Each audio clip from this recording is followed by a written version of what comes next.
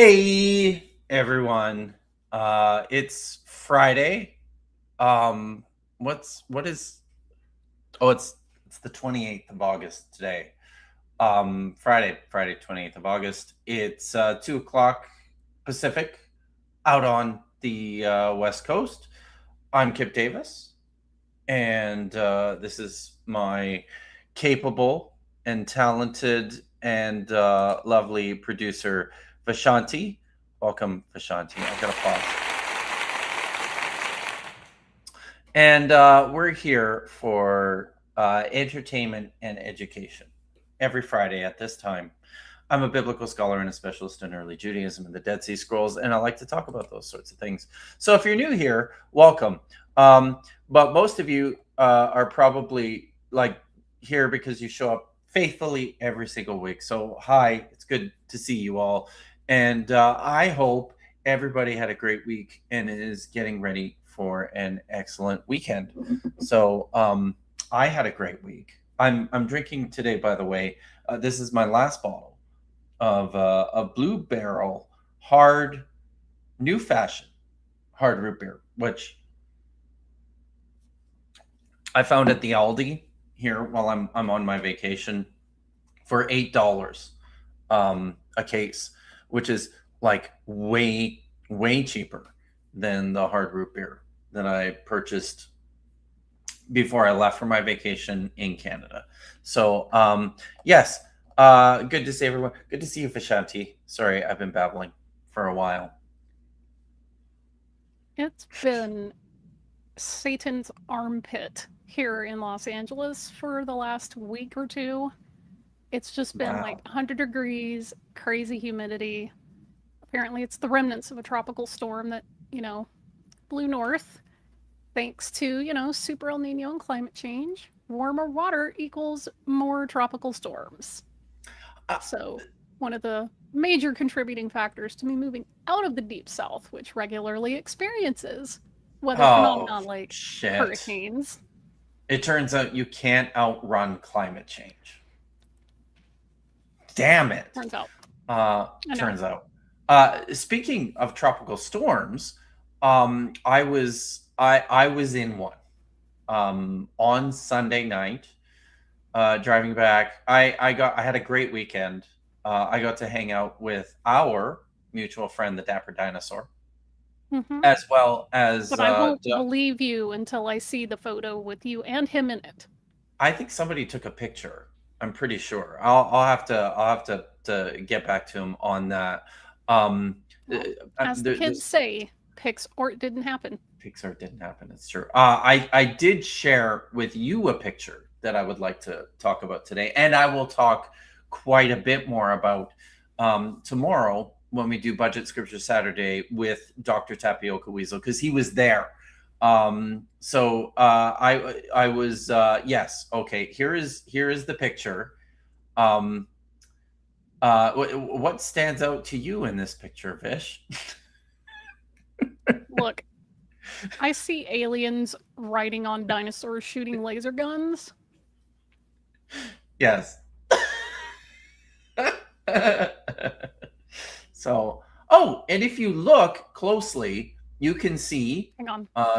Okay, here we go. Yes, is that not amazing? For real. Were you Come on. amazed? I okay. So, I have to tell the story here. This tourist attraction is called The Thing. It's on exit 322 between Las Cruces and Tucson, just on the Arizona side of the border. And I was seeing billboards advertising this thing at least 100 miles out, probably more. And I'm not just talking about like a billboard that says, oh, The Thing, what is it? I'm talking about 27 billboards in a row. Um, Mm-hmm. and so I, as a consumer, was, of course, very interested, and my curiosity was piqued. about the thing. So I was trying to convince my co-travelers, and you can see in the picture there, if you zoom in, you can see Dr. Tapioca Weasel and Maya Atkinson, who I was traveling with, and they did not think it was a good idea for us to stop at exit 322 to visit the Thing Museum. But I was quiet about it. And as exit 322 approached, and I'm not kidding, I did not plan this. I did not. This is just a thing that was happenstance. I was like, we're about an hour out of Tucson, but I really have to use the bathroom, so I'm going to stop at the next exit. Lo and behold, it was exit 322, and we drove in, and I was like, oh my god, here we are at the Thing Museum. This is great. We could go and check it out, and they didn't think it was a good idea. So we went and used the bathroom. I tried very hard to convince both Maya and Tap that we could get in for 10. We could probably get in as a family for like $10. I thought maybe we could. They did not even. They did not even choose to try. They were like, nope, not doing that. Let's get ice cream from the Dairy Queen. So we did, and Dr. Tapioca Weasel. I'll talk a lot about this tomorrow night on Budget Scripture Saturday, when Dr. Tapioca Weasel will be in attendance. We can share the experience together. But I just have to say, we met a man at the Dairy Queen, at the Tourist Trap Museum, with the pictures of the dinosaur riding alien and the laser gun. And this man asked me if I had ever seriously investigated the 6,000 year true history of our Earth. Oh boy. So you found a real life young Earth creationist in the wild. Oh my god, it was the most. I felt like I was having the most quintessentially American experience that maybe I've ever had. Driving through the heat on a desert highway, stopping at a tourist trap, and talking to a young Earth creationist trucker was just. I don't know. It doesn't. It just doesn't get any more authentic than that. I don't think so. I'll have a lot to say about it, though. Vandy and I. You went to the museum, correct? Inside it. We did not go through the museum. So you can't even tell us what the thing is. Oh, but I can, because Dapper told me what the thing is. So Dapper, when I showed Dapper a picture of this picture of the museum, he said, yeah, no, don't go there. So especially because, you know, we were still on our way to meet up with him, and we did, and Dapper and Vandy, Dr. Tapioca Weasel, Maya, and I had a lovely afternoon at another museum, the Sonora Arizona Desert Museum, which was great, and probably much better than, according to Dapper, much better than this one. So that's what we did instead. I got to see a Roadrunner, which was super cool, and yeah. Anybody have any guesses as what the thing is? Just based on this picture. Maybe put it in the chat, and we can survey some of those questions, and I can let you know. Oh yes, 3 clam tad for $5. Keep leaving the museum. You're going to have to sleep sometime, McCready. I don't know what that reference is from. What is that reference? Yeah, you do. We watched it. The Thing. With Kurt Russell. Oh yeah. Okay. Yeah. Yes. Got it. Very nice. Um, this A is movie that would be instantly spoiled for Matt Monger if he were watching it for the first time because he speaks like Norwegian. yes, very true. Shoot, So it's the not. Why is this shouting not? at the beginning of the film, he'd be like, "Oh, well, then I already know what's happening." So this is true. I did download the app for the thing, so that I can actually. It was free, and instead of actually going through the museum tour, I can instead just listen to the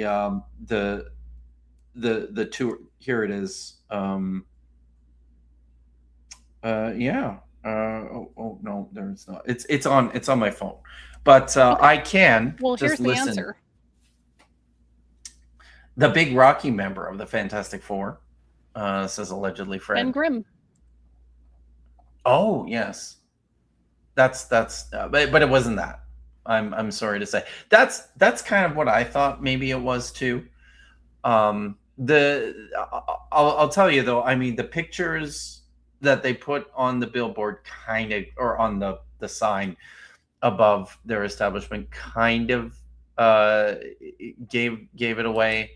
Um, is it an in real life alien that hates dinosaurs and shoots them with space lasers? If not, that sign is false advertising. Um, yeah, and who knows? We didn't actually see it. Dapper told me what it was, but it may have been false advertising anyway you go. So, but that was the adventure that I was on this weekend. Oh, and I segued into that because you were talking about tropical storms. When we left on Sunday night,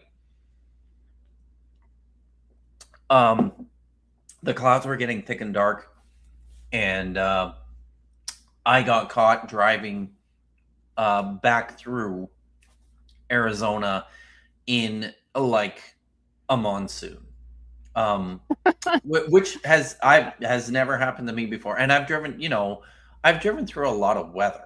I live in Canada. Grew up on the prairies where it was common practice to drive through blizzards, which is also a harrowing experience. But we do it. So as a seasoned driver through all sorts of dangerous weather events, I just kept going. But my God, that was a lot of rain, and uh, such that it was very difficult to see most of the Yep. time, and I was Mhm. traveling very slow. And it was like rain, and then we're in periods where the rain would stop. Then it was like dust storm. So rain, then dust storm, and then my windshield would get like covered in dust Mhm. and dirt, and then it was quite an experience. But we made it. We got through it safe. And yeah, first monsoon, driving through my first monsoon was pretty wild. So yeah, it's true. Kip is from the prairies where the weather happens. It certainly does. So yeah, there we go. But we're not here to talk about any of that. That's just the fun stuff on my weekend. Something else happened this week, and like ordinarily I wouldn't care so much, but everybody seems to be talking about this. And I ended up watching uh, an interview on a channel that we have covered before, Pints with Aquinas, featuring Matt Fradd, is a Catholic apologetics channel. And when Great. Shung Tsai and CJ Cornthwaite were on our show a couple months ago, we reviewed one of his interviews with Trent Doherty, who is like a philosopher and I think probably a terrible person. So today we're also reviewing another, excuse me, Catholic apologetics video featuring another Catholic philosopher. But I don't think he's a terrible person though. I think Joe Schmid is probably an okay guy. I have no reason to think otherwise. But as it turns out, Joe Schmid, an agnostic Ph.D. student at Princeton University in analytical philosophy, just came out to reveal that he has, converted to Catholicism, or more appropriately, reconverted to Catholicism. He was raised Catholic. He was a lapsed Catholic, and is no longer a lapsed Catholic. He is a Catholic again. Now, the point of today's stream is it's going to be a little bit different than probably some of the other responses that you've seen regarding Joe Schmid's conversion. Straight up, I don't care. I don't care that Joe Schmid was an agnostic. I don't care that he's Catholic. What I care about is the intersection between this high level analytical philosopher, his faith, and the part that the Bible has to play in that. And as it turns out, it's a little surprising. Can you guess how much of a role the Bible has to play in that intersection, Vish? Well, it probably plays about the same amount as it does for the other apologists. Ouch, right? Yeah. So, I kind of think that if you are going to embrace, and I'll back that up a little bit. There are plenty of people who watch this show who are Christians. There are plenty of people who watch this show who are Jewish, as well as agnostics and atheists. And everyone's welcome, because here, this is not about religion so much as it's about the Bible. Because as everybody knows, I fucking love, there it is. I fucking love the Bible. But Vish loves it too. And that's what we're about. What strikes me, I think, is how little people who purport to engage in certain religious apologetics make a lot of noise about the Bible and really don't seem to know or to understand it. I think that if you're religious, you have your own reasons for doing that. That's between you, it's between God or the universe or whoever you think is out there or not out there. That is totally your business. If Joe wants to be a Catholic, good for him. Be a Catholic. I guess what's striking to me is that in the apologetics for becoming a Catholic, the foundational text of Catholicism, Christianity, plays such an impoverished role. And that's something that we're going to talk about today. Did you highlight some comments out of the gate here?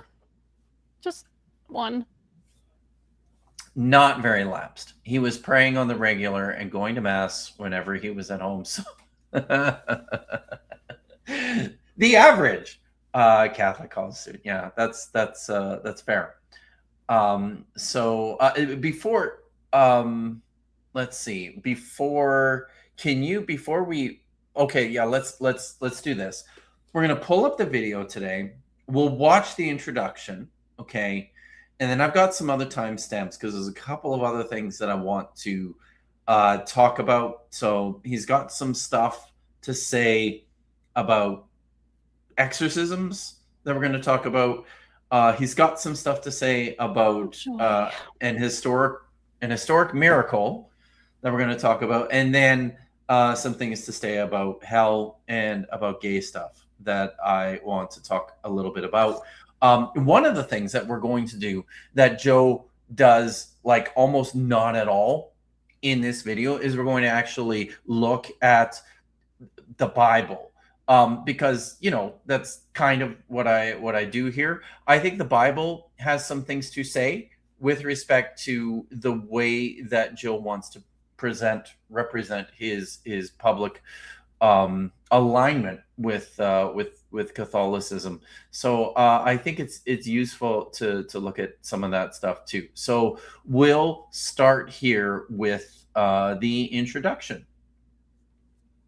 You have a popular agnostic atheist YouTube channel. And by the way, as we're recording this, you haven't announced this publicly. Last time you were on my show, you were debating Father Gregory Pine on divine simplicity. You come on as an atheist agnostic, and then a couple of months ago, I get a...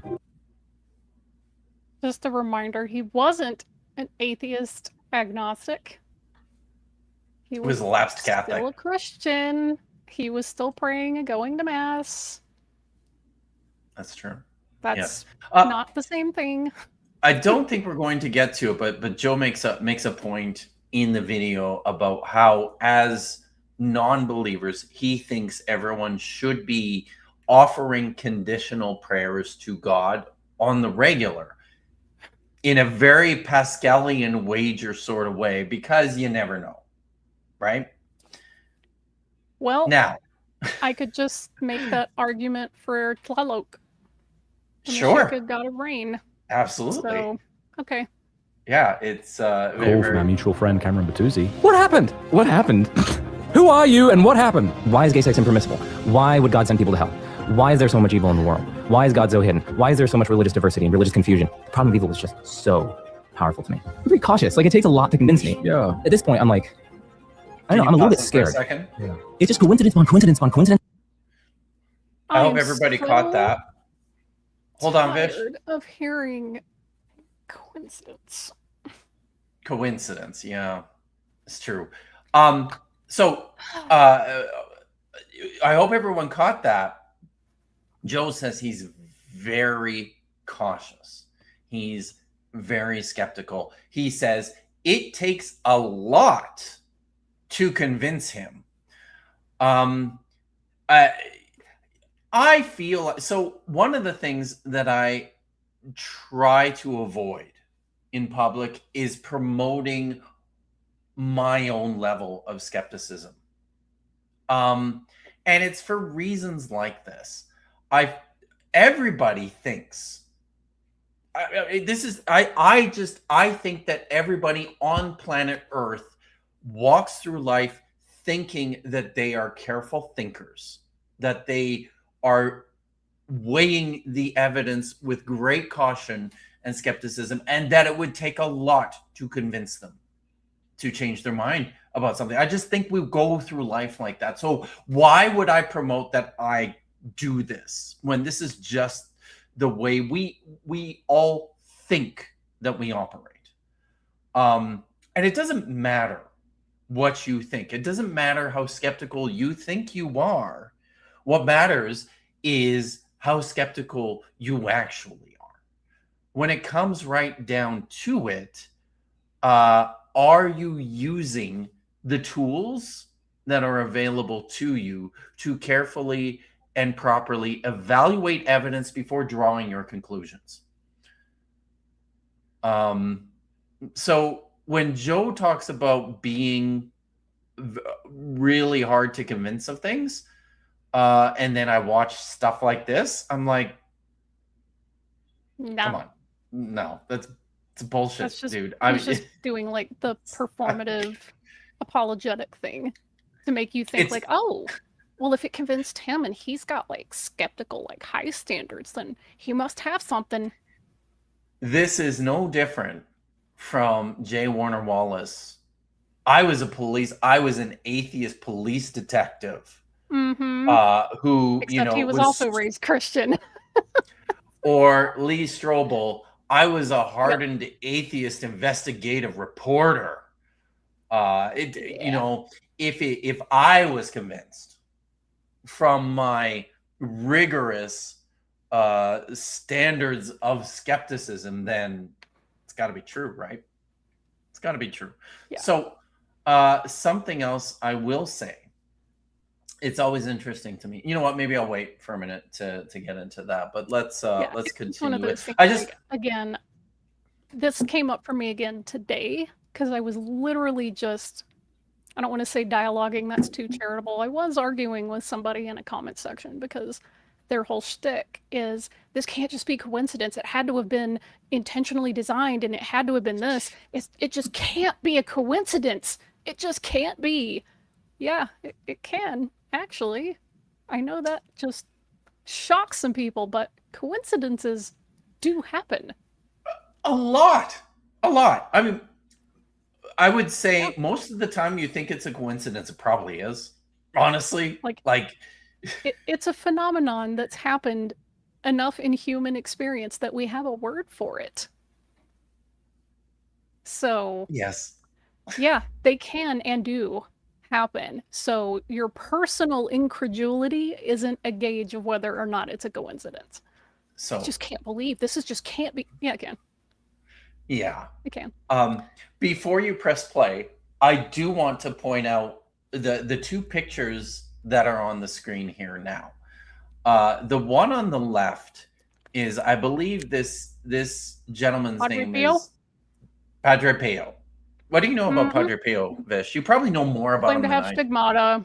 It was a big deal. Oh, Yeah. it's right there. It's a picture. It's right on there. his hands. It's got to, Yeah. right? It's got to be true. So Thank you for this. Is that Barnabas Nagy? I don't know who that I is. thought the same thing. He's an idiot flat earther. Okay. I know, redundant, but are you convinced of Pedro? What would you say is it Pedro Padre? Pio? Padre Father Pio. Padre Pio. Thank you. Are you convinced? Yeah. I was just about to say something, and then we have Shasta who took it right out of my mouth. Padre Pio, who's widely known to have faked the stigmata with corrosive chemicals that he admitted to buying. So there you go. This is the level of evidence we're talking about here. The picture on the right is it's from is it called Zateo? Is it called Zateo? It's there was a series of Marian apparitions in Egypt between the 1960s and the 1970s. I think it's Zateo. Somebody can confirm that in the chat because somebody knows this better than I do. So this is apparently a picture. Zaytoon. Thank you, Ben Green. Zaytoon. Yeah. This is apparently a picture of Mary on top of it's importantly, this is a not a Catholic church. This is a Coptic Orthodox church in Zaytoun, Egypt. So why Joe thinks that this is a promotion of his Catholicism, no idea. But in any event, that's supposed to be Mary, I think, at the top of the church in Zaytoun. I think it's the nobody can see my cursor, but it's the sort of humanoid looking figure it's right in up the here. center left top. Thank you, Vish. The little cross thing. Yeah. I believe that is supposed to be the Virgin Mary. I cannot tell if that is what that is. Hey, but in the words of Dr. Josh Bowen, therefore what? Yes, that too. So great. But this is the kind of stuff that Joe Schmid is going to spend 3 hours on his podcast, on Matt Fradd's podcast, talking about as the big dominoes that fell to get him to re-embrace Catholicism. So You know, the Catholicism that he never actually really abandoned. didn't Yeah, actually really abandon. Yeah. So Fine.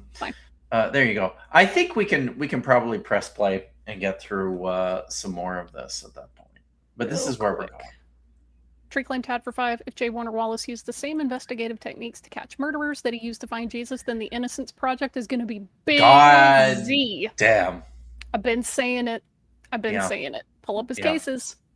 Yeah, for rights. Through my $4.99. We can have 1,000 Lee Strobels now, thanks to monetizable content creation. Thank you, TikTok and YouTube. Yes, for that. That was a wonderfully helpful site. I mean, we take coincidence. That, Oh right? no, Catholicism might be true. That's not good.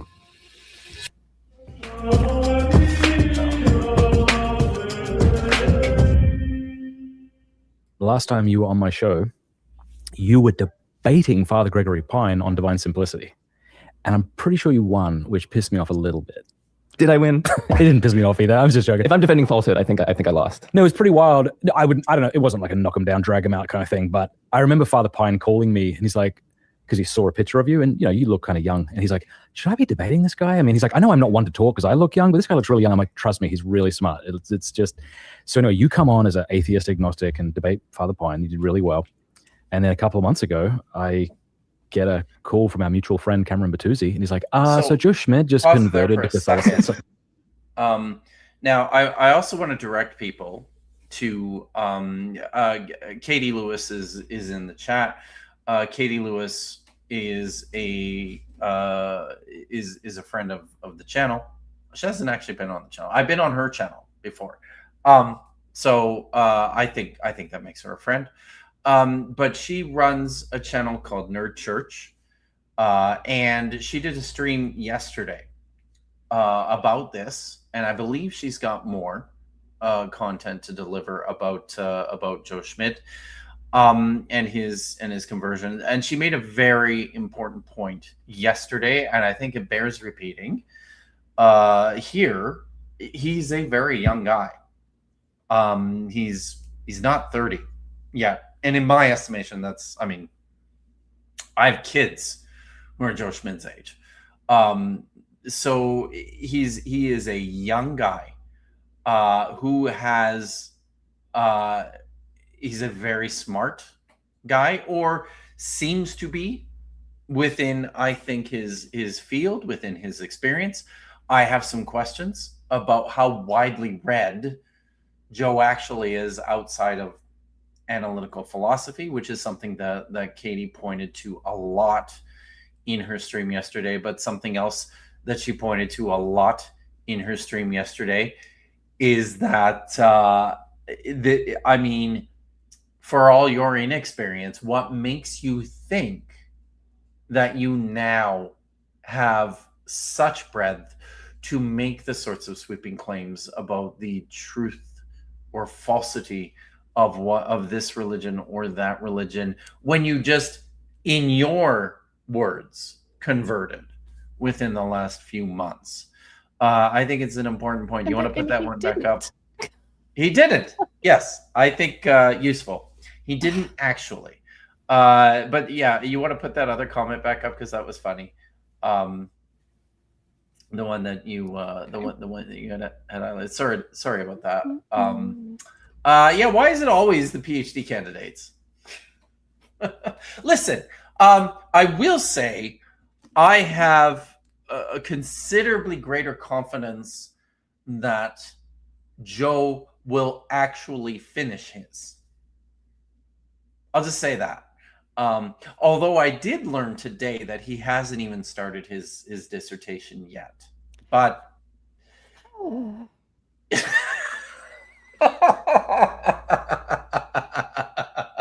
so that was not We're really batting 1,000 here, aren't we? God, oh my God, that was the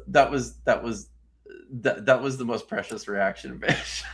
That was great. Is this the interview where Joe says that if he thinks something is true, but the magisterium disagrees, then he'll change his mind? It could be. It's a long interview. And he does say things certainly to that effect. The magisterium in the Catholic Church is what establishes church doctrine, and as a Catholic, Joe is beholden to the magisterium. Kyle E.P. for $1.99. He has Mormon missionary energy, said as a former. Nice, very nice. And that's fine. I will say this though. You should be a little bit more historically curious, regardless of what the magisterium says or does. I've known a whole bunch of Catholic biblical scholars, critical scholars, who, when it comes to their own work, are not invoking the magisterium. They're working like critical scholars. They're treating the biblical texts as critical scholars do, and then they make their peace in other ways. It feels like, despite what Richard Carrier thinks, it certainly is. It certainly is, and we all do it. When I was last in evangelical, I used to say that I wore a scholar's hat when I was at work and working on the biblical text and doing my work there. And then when I went to church on Sunday, I took the hat off and I put on my my Christian devotee hat, and I compartmentalized. And you can do that, and lots of scholars do that because faith is different, or at least it can be different from your own intellectual assent. And I will say, I think that to put so much weight on the science and the history and the evidence for your faith is a dangerous proposition, because it's falsifiable, and it's easily falsified. As a result, the moment you say, because of this miracle, or because of the truthfulness of this text, or because of this scientific fact, I am a believer, you have suddenly set an enormous amount of weight on this one thing, and it becomes incredibly vulnerable. Which is why scholars usually are pretty careful about this is one of those things that gets me about Low Bar Bill, is he wants to appeal to philosophy and logic and reason, and a lot of evangelical or young earth creationist apologists will try to appeal to the science and evidence, but then when it contradicts their predetermined positions or their theological commitments, they'll back away and be like, no, that's actually not why we believe. We believe because of the inner witness of the Holy Spirit. So then why do you spend all your time talking about philosophy and science if the reason you actually believe is because you were convicted by the Holy Spirit? Exactly. I want to have it both ways. You can't, people want to have it both ways, but really, I don't think you legitimately can. So Stephen G. Clenard for $5, thank you very much, says, universities are becoming diploma mills. 9-year PhD candidate. It's true. Listen, I was a PhD candidate once, and I remember what that was all about, what that was like. And Jesus, I gotta say, am I ever glad that I was a PhD candidate in an era before this space, this social media space, YouTube and TikTok and Instagram and Facebook, before this became the platform. Because, boy, you know, I probably, I certainly had a lot of shitty ideas back when I was a PhD candidate that I'm very, very happy were not thrown out into public discourse. So I'll say that. Geronimo says, You're my for buck Jeremiah. 99 instead of Joe Schmid, more like Joe Mid. Am I right? I didn't say it. Here we go. I find the visual of this newbie Christian salesman sitting in front of a full bar of liquor to be amusing. I don't, because Catholics drink. Catholics drink. Evangelicals might Goddamn right or they might do. not. But yeah, Catholics drink. It's not a big deal. Yeah. Free climb Tad. I give it 2 years before he's an evangelical. No, I don't know. I don't think I don't there's. think so. Yeah, and I think Katie's probably right. Katie said yesterday she thinks that in predicting Joe's career trajectory, she's thinking he's on his way to Catholic seminary to become ordained, or he's going to join the Peterson Academy. And I gotta say, I think those are good bets, honestly. Grifters going grift. Godless Gurney for 5. If the way to belief, I think believe is what they meant there. If the way to belief is being led by the Holy Spirit, apologists should give up on arguing and should pray. Yes. Yes, indeed. Yeah, I mean, look, it doesn't. Again, I know that it's like me quoting scripture is about as useful as a screen door in a submarine here, but if you're gonna talk to people about like evidence and reasons and logic and like philosophy and all these other things, when the text says you can't even approach God unless the Holy Spirit convicts you, unless the God draws you to him, then you can't do anything about that. So there we go. Yeah. And this is true. Pints with Aquinas is a production of the Daily Wire, which is why we're not watching Pints with Aquinas. We're watching, what's the title of this video, Vish? If you can, it is, here it is. Philosophy Bros. Philosophy Bros ignore the Bible because they are credulous rubes who suck at it. So, not a Daily Wire production. So that's the one we're watching. Yeah. All right. Okay.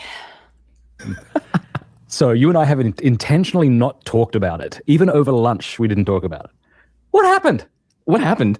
I was just Who are you and what happened? My goodness, I was just inundated with divine grace. That's what happened. I mean, ultimately, conversion is a work of the Holy Spirit, right? So it's not. There you go. He's speaking a little bit of inside baseball there.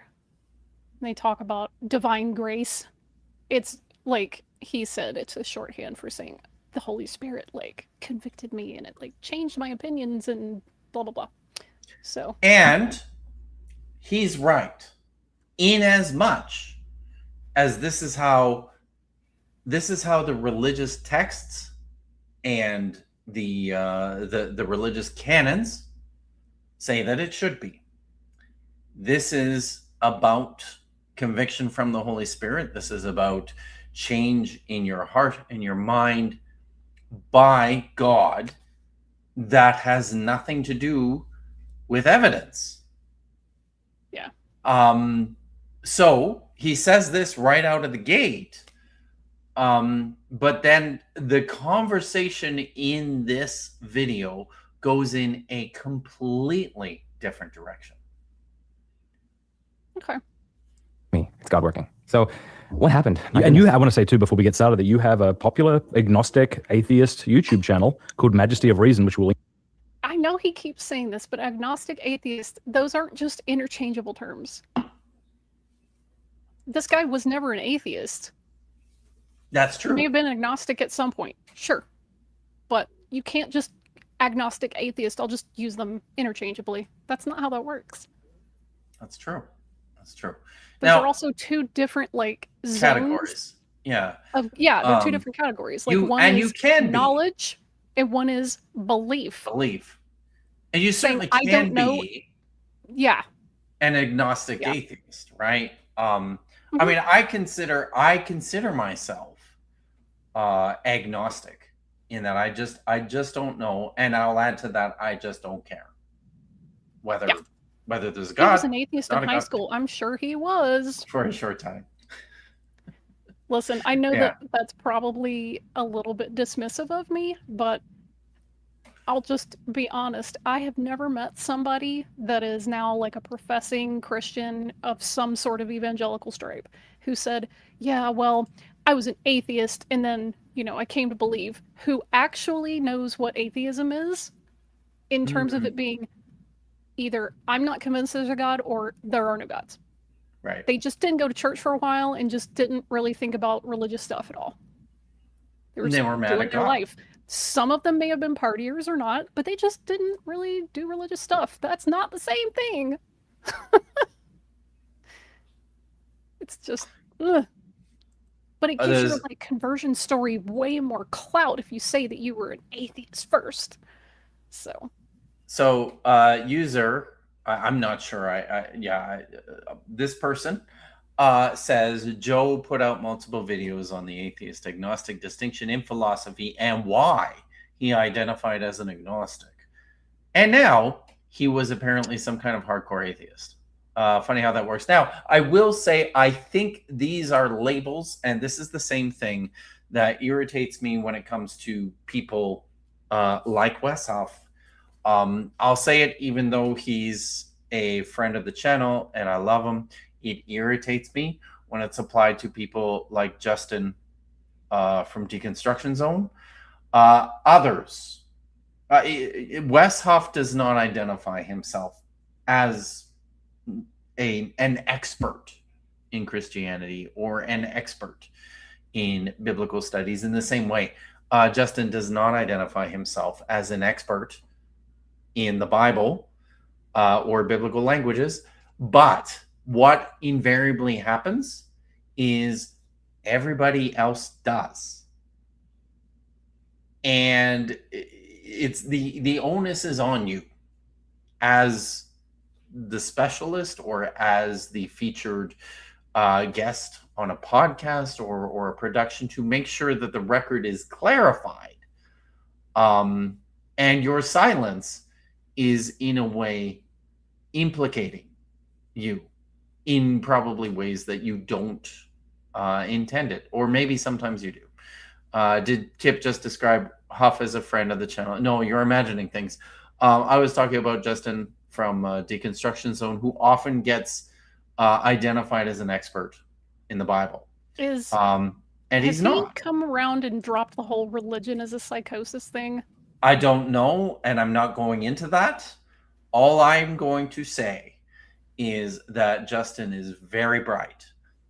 Justin knows what he's doing with the biblical text a lot of times, but he is not an expert. I think he would never foist that label upon himself, but it's something that certainly others are happy to do. And I think that's kind of what's happening here. That's probably what's happened with Joe in other contexts, where he is identified as an expert or as an atheist or as what have you, despite himself, despite his own feelings and his own realization about who he is. So it's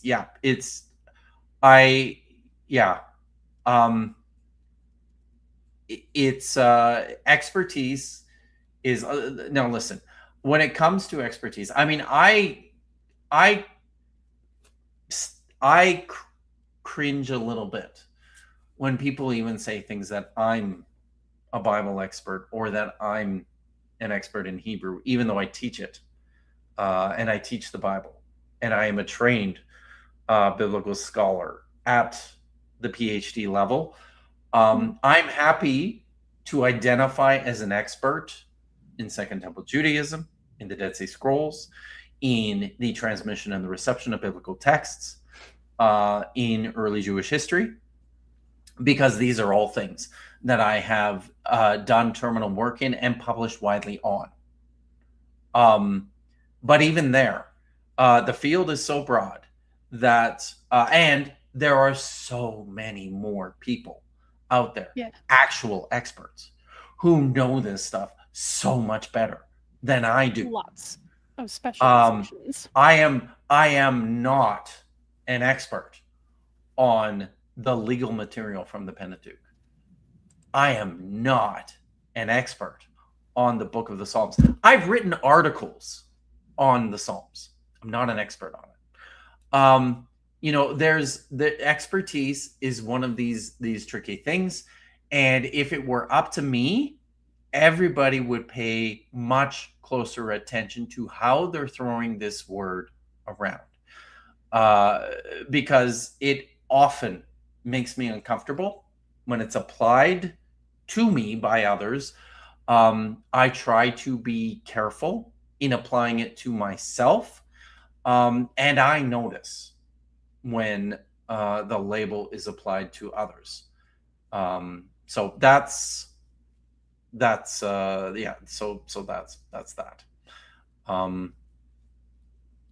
Anyways. Okay. To below, which I imagine is going to take a different trajectory. So it's going to be wild to see. And by the way, as we're recording this, for those at home, you haven't announced this publicly. Oh no, yeah, we're still in private right now. So I told my social media guy as we came in. He's like, "What?" Because he was a fan. All right, I'll stop talking. Go. Yeah. So right now, I'm a Ph.D. student at Princeton University studying philosophy, and ultimately it was philosophy and just reasoning about Catholic miracles that brought me to the faith. Now again, divine grace was at work throughout all this, and this is not my own merit. This is God.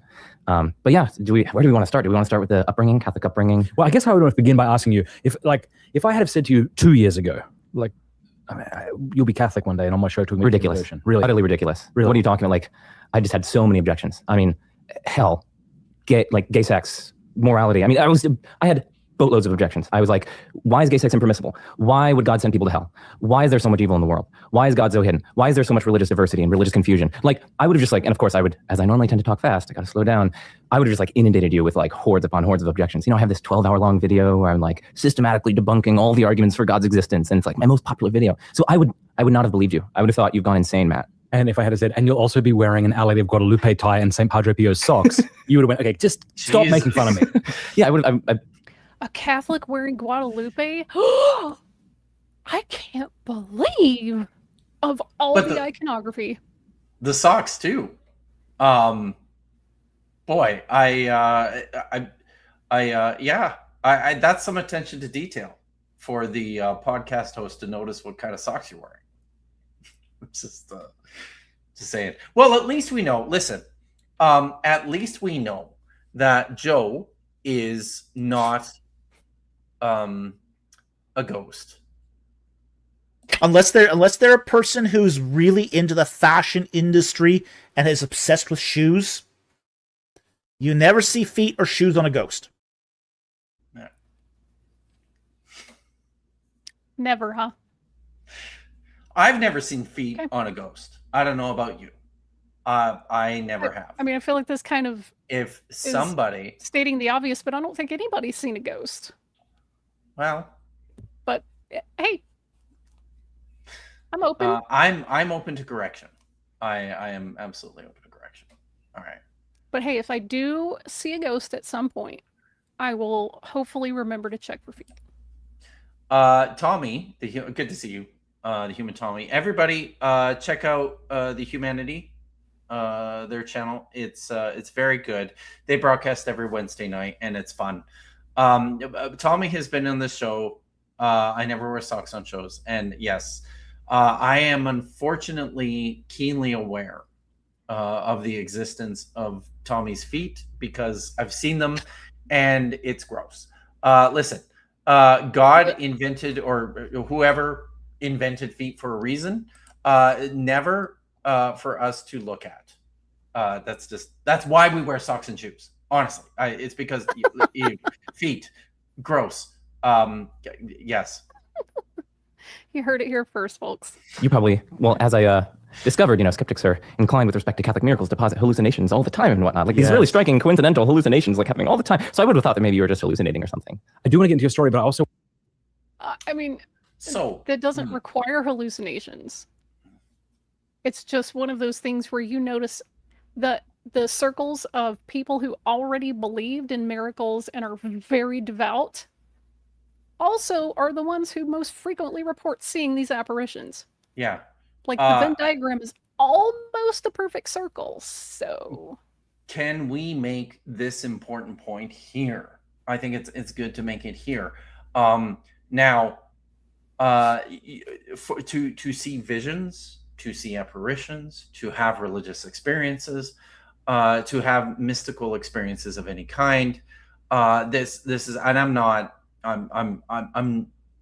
not qualified to speak on such things from a psychological perspective, but I know enough to know that these do not. This is not a mental defect. It's not a sign of a mental illness. It's not delusion. This is how the brain works. Our brains are like pattern building machines that's what they do. Patterns. They fill in the gaps of the things that we can't perceive and don't know. And that's how we survived and grew and developed. So actually, you've heard it said by some very silly people that religion is a mental illness. It absolutely is not. If anything, religion was inevitable. Religion is just the product of the brain doing what the brain does. And I'll say this: I am not a religious person, but I have had religious experiences. I've had some really intense religious experiences. I was not crazy. I was not delusional. I was not imagining or seeing things. My brain was reacting to stimuli, things that were happening around me, things that were happening in my life, things within, there were social pressures on what was happening to me. The idea that visions or apparitions or religious phenomena can be chalked up to simple defects in the brain or in the way that you perceive or that you think is just, it's wrongheaded. I think we need to get over that much. There's other stuff going on. Sorry. And also the obvious question of why is it that people in the Western Hemisphere overwhelmingly see Christian apparitions and not apparitions of Krishna? Like I said, social pressures, right? There's all sorts of factors that come to play in these sorts of things. But yeah, not a mental illness. An apparition of the Mayan rain god Chak. Mm-hmm. For people who aren't, practitioners of the Mayan religion. And I guess kind of to bring this back around to the question of, because I see it often applied to, I see it often used as a convenient way to dismiss the Bible as a text, as a collection of religious literature, as stuff written by I've heard the illiterate goat herders written in the Bronze Age, which is all. I hate it too. It's all wrong. The Bible is a collection of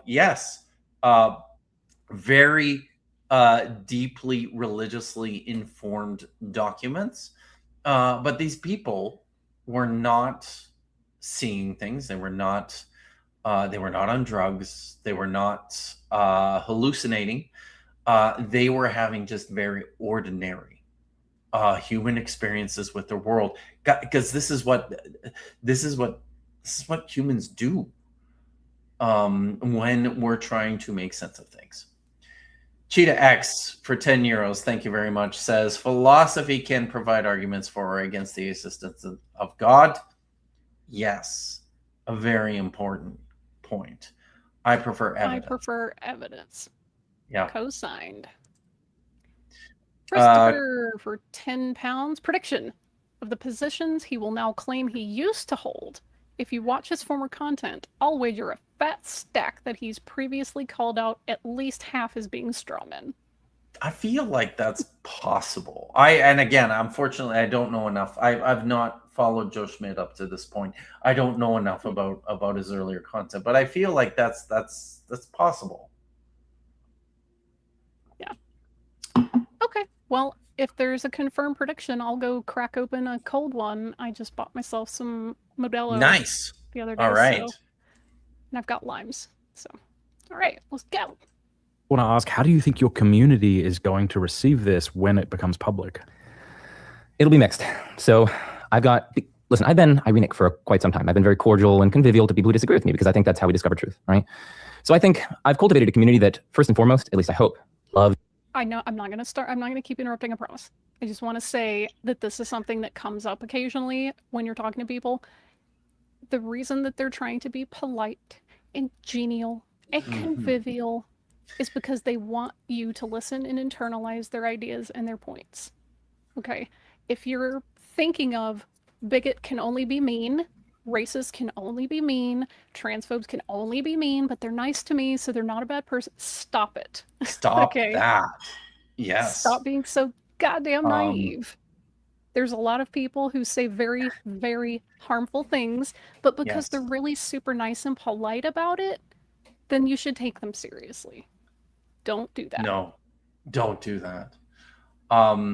And we here on my channel, we've kind of positioned ourselves in this space. No, it is not good enough that you're just going to be polite and charitable. Anyone who thinks racist can only be mean needs a grandma from Alabama. My grandma from Alabama was very nice. I don't recall her saying any racist things. It doesn't mean she didn't. I just don't remember them. But I have had conversations with my parents where they insist that the fact that they're nice to marginalized identities, like polite to their face, somehow doesn't contradict the fact that they vote for harmful policies and people who enact those policies. Like, I still haven't gotten them to connect those dots. Yeah. So, yeah. Yep. Yeah. I can't be a racist or a bigot. I'm nice.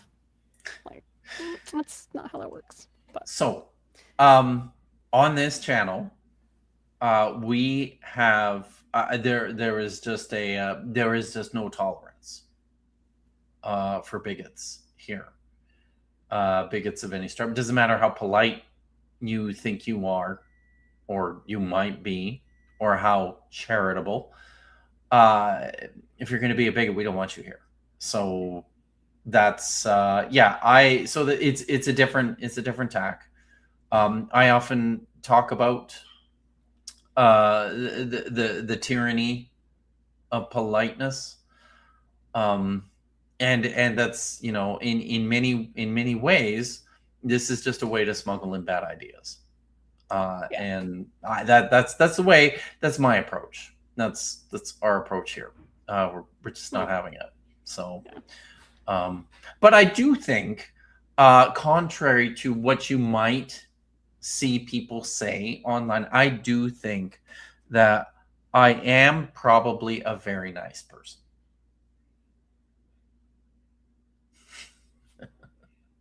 I mean, yeah. But again, it shouldn't matter though, right? sometimes- Like, sometimes we're mean or petty or whatever. It happens for human beings. Like, I'll joke about this a lot that I'm petty. And most of the time that's a joke. But when it comes to bad faith conversations, I'm mean because I don't spend energy being nice to bigots. Yeah, I'm with Chrissy on this one. The only good bigot is the curb stomps one. So. could be a channel motto, actually. So, Yep. Yeah. All right. Let's see how much more we can get through this. Truth. And if they love truth and they recognize it, this is at least where I think truth is. I think they should be, and potentially a lot of them will be, open and receptive to what I'm going to say. Of course, a lot of them won't like it. I've got a lot of friends in the LGBT community. I have a lot of people who are atheist agnostics. I've co-authored papers with a bunch of atheists and whatnot, and they're all just going to be like, what? You've lost your mind. Like, they're going to think I've gone insane So I do have a lot of friends who, I mean, maybe will become estranged. Maybe, I mean, I don't know what will happen, but Are you bracing for that? Are you nervous about the potential fallout? Not because you'll change your mind, but because it hurts to lose friends. It does Or hurt to have lose people friends. think ill of you. it does hurt to lose friends. But, you know, like if they hate me, they hated Christ first, right? So I mean, before I Hold on. Go ahead. So what you're I'll thinking. just say at the outset, I've looked at some of the reaction online, and me personally, I haven't seen anybody suggesting that Joe has gone insane. Critics, I certainly do not think that what Joe is doing is insane. There are certainly any variety of very good reasons, practical reasons, for him to have taken, to have gone on the tack that he has, and to have reconverted or reaffirmed his conversion, his commitment to Catholicism. No, what people are critical of is what we are critical of, and that, to me, is just the astonishing level of credulity that is on display here in this video, in everything that I've seen from Joe since learning that that he decided to re-embrace Catholicism. And this is speaking as someone who, again, has lots of Catholic friends, knows lots of Catholic biblical scholars who I would never, ever suggest exhibit these levels of credulity. You have something to say. Sorry. You pretty much said it for me, but it's just Okay. one of these things where they want to be persecuted so freaking bad. Anytime someone pushes back on a bad faith argument or fallacious reasoning, well, they hate me because they hated Christ first. Just total non sequitur, total like persecution complex. It's like you are literally the dominant Well, hegemon in the West. Oh importantly, no, people are gonna just like be so mean to me and they're just gonna like cast me out of their social circle. Like, you are not persecuted. Unless if you live in the West or the global North and you're a Christian, you're not persecuted. There are very few places on the planet where there are persecuted Christian minorities. It's not in the Anglophone sphere. Like, this is just infuriating. it's Yes, good to see you, Katie, by the way. nuns are being kidnapped off the street, and Joe says nothing because that would be personally dangerous to him. Yeah, there's a lot in, like, I organized with them last week. A notorious fascist white supremacist said that he was coming to LA to, you know, talk about free speech and Christianity outside of a local Islamic center. And I was like, the hell you are. Like, those people specifically at that Islamic center have been really good allies, and they've been really good to some of the Jews here. They've hosted services for us. So I was like, oh, no, I'm pulling up and I'm not letting him terrorize these people. Well, you know, bro got arrested. He's still in a Minnesota jail, so L. But one of his buddies tried to, you know, come to town and do stuff anyway, but he wouldn't even show up at the Islamic Center because he's a coward. There weren't that many of us just standing there. That's all we were doing, is just standing there. He posts a little selfie reel and goes, well, I'm at this, you know, specific Catholic church, and I'm just here to talk about free speech and how Christians are, like, you know, in danger. I don't know, maybe 10 to 15 people walked down the street to where that church is, and he and his little coward buddy ran into the church as if that was going to provide them sanctuary somewhere. And a guy picks the dude up while he's flailing like a toddler and throws him outside of the church because they didn't want any of this crap in there. And, like, they're the ones that are doing this. They're the ones that are like, hey, I'm going to show up and terrorize people. And then if somebody goes, nah, we're not going to let you do that. Oh, I'm so persecuted and there's evil people after me. And blah, blah, blah. I'm like, shut up. Go put on a diaper and go home. Keep that fashy shit at home. All right. And yes, True I like Crime this Cat comment. reminded me Oh, he got smurfed. He did. He Uh, got covered in blue paint. I like this comment. The reason I like it is because I'm reasonably confident that both you and I are of like average IQ. Which is IQ like- tests are bullshit. they are absolute bullshit. But I'm reasonably confident that you and I are both of average IQ, which I think is 80, isn't it? Is average IQ? Low Average IQ. IQ Just is tell us that you're a is 80. 4chan troll yeah. or a manosphere red pill But freak. this is Oh my simple goodness. math, right? This is simple math. I'm famously good at math. I know that 80 plus 80 You are is famously good 160. I am.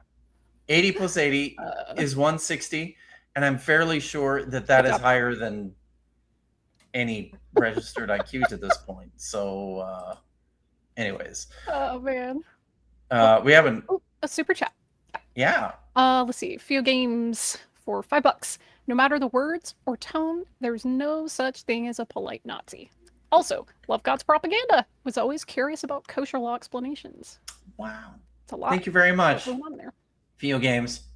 Just as a reminder to everyone, in case you forgot, I'm going to find it here quickly, I promise. Or not. God damn it. Did somebody... Oh, here we go. There. Kip Davis has written Nope.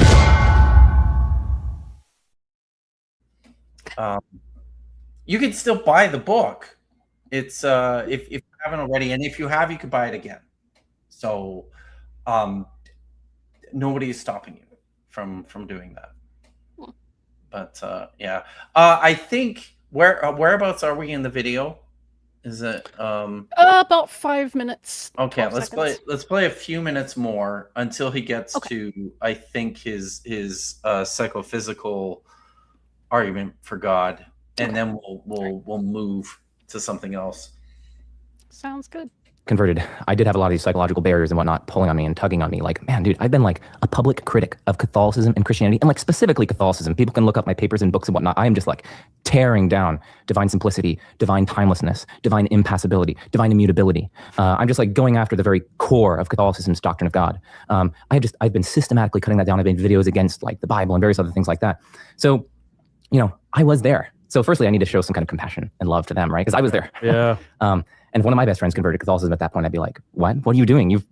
I would also have had very similar reactions. So I just got to show love. And again, I think at the time I had psychological barriers. But I think through God's grace, through the intercession of our Blessed Mother and glorious Theotokos, I've been able to kind of get It's over so wild to hear you talk like that, man. I'm like, is he punking me? Is he about to destroy my worldview and make me an atheist? Because, you know, you're a smart guy. People should know you're a Ph.D. student at Princeton. I'm glad to hear that you'll be having a conversation with Trent, because you'll be able to go a lot deeper with him than you will be Can I with say me. something He's a on smart that fella. point too? Pause it for a second. So, speaking as a PhD, it does not. You don't have to be that smart to get through a PhD program. You really don't. I think in some ways it probably helps, but the best way, budding PhD students, listen to me. The best way to get through your PhD program is to work your ass off. That's it. You got to work hard. It doesn't require you to be smart to work hard. And if you have a really good PhD advisor, supervisor, they are invested in your success, and they're going to do whatever they can to make sure that you that you finish and that you do well as well as you can, right? So it honestly, it doesn't matter how smart you are. People look at that, they look at the PhD, the letters behind your name, and think, wow, you must be like super smart. No, it doesn't mean that. It just means that I got super irrationally obsessed with this one thing, this question that I couldn't leave alone. And I was fortunate enough to be able to fund my way through answering this question for over the course of several years. And now I probably have some regrets about that, but it just that's what that means. That's all that means. Just think it's an important clarification. I mean, how dare you call my hyperfixation irrational?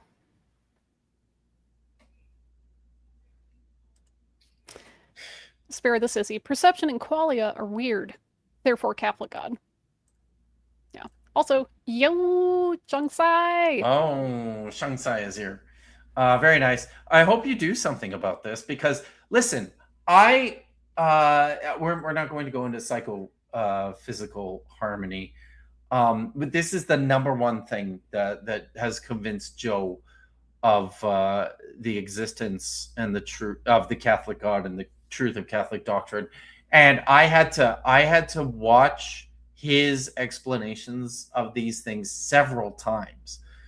And as near as I can tell, I don't know. This is not improving my already very low impression of what analytical philosophers are doing, because this is an argument that looks to me like a word game and a bunch of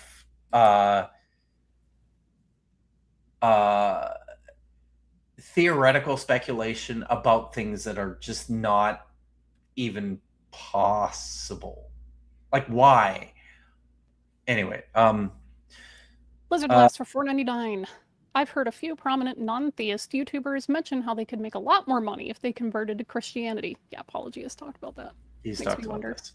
Yeah, the Yeah. money is in the Christian circles. If you don't believe me, Michael Jones from Inspired Check out Michael Philosophy Jones's kicked a GoFundMe. hornet's nest by being an Islamophobe, and then he freaked out and goes, "Oh no, I need to move." So he raised $250,000 in a More. weekend. More than $250,000. Can you put that comment back up? Because I had a thought about Yep. that. And yeah. So I do want to say one thing about this, because a lot of people have speculated that Joe has converted or has publicized this, that leaned into this as a means of financial gain to improve his own situation. I don't think that's what's at work. But what I will say is I do think that these are motivations that can work on you without you realizing it or not. I think there is possibly an incentive to overlook certain things, to prioritize certain arguments or ideas over others, to encourage your own blind spots if there's this financial motivation piece operative in the background. And you can be doing this, like I said, whether you're even aware of it. So I am hesitant to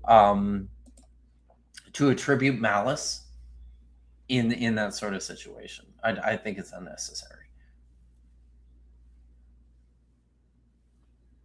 Okay, back to the video. Yeah, but I really am. It's weird to hear you speak like that, because I'm used to hearing your videos where you and Alex O'Connor are criticizing Catholicism and Christianity, and I thought you always did a good job doing it in a balanced, loving kind of way. I never thought you were hostile, or Alex for that matter. Yeah, well, listen, where sin abounds, where darkness abounds, where imperfection abounds, grace abounds all the more, right? So yeah, I don't want to go back to your childhood. Maybe we'll get there eventually. Okay. What I want to get to is, when did the first domino fall and how? And obviously you could go back to your childhood, but I mean, like, more recently, over the last couple of years. it was an argument for God's existence called the psychophysical harmony argument. All right. So for the longest time, I have been agnostic. Stop it here, and we'll jump ahead to the next timestamp, which I think is 4312. So I will say now, before, and just get when you get the timestamp there, maybe if you could pull up Vish, or maybe I'll do it. there's another. Let me just do it. I'll pull this up and show it. So this is and this is kind of really where I wanted to set my focus. The thing that really struck me about this was, so this is the index of the discussion that Joe had with Matt Fradd from Pints with Aquinas about his conversion. These are the things that he wants to draw your attention to in what convinced him that Catholicism is true. Demonic phenomena testimony, Our Lady of Zatoun apparition, the miracle of Calandra, medically documented healing miracles, investigating Eucharistic miracles, stigmata, Fatima, Padre Pio, all of this stuff. They talked for hours about all of these things that, in my estimate, as a biblical scholar, I'm looking at this and I'm going, what are you doing? None of this stuff is what I would classify as biblical. When I read the Bible, when I read the New Testament, which is something that I've done, I'm not a New Testament scholar, but I've read it in Greek. Despite my Ph.D. supervisor's recommendation to me that I shouldn't bother reading the New Testament, I did anyways. I know some things about the New Testament. I know enough to know that the phenomena, the miracles, the healings, the signs, the stigmata, this is not what should be driving conversion. The New Testament authors tell us this rather explicitly, and this is kind of what drew my attention to this in the first place. And maybe at this point, I will I'll bring this up now, and I want people to have this in the background as we continue this discussion, because I think it's a good reminder. I am not a Christian. Vish is not a Christian. Both of us were at one point in time, but I know there are a lot of Christians in my audience. There's a lot of Christians who are going to be watching this video, but I want to draw your attention to what I see as what the Bible has to say about this question of conversion.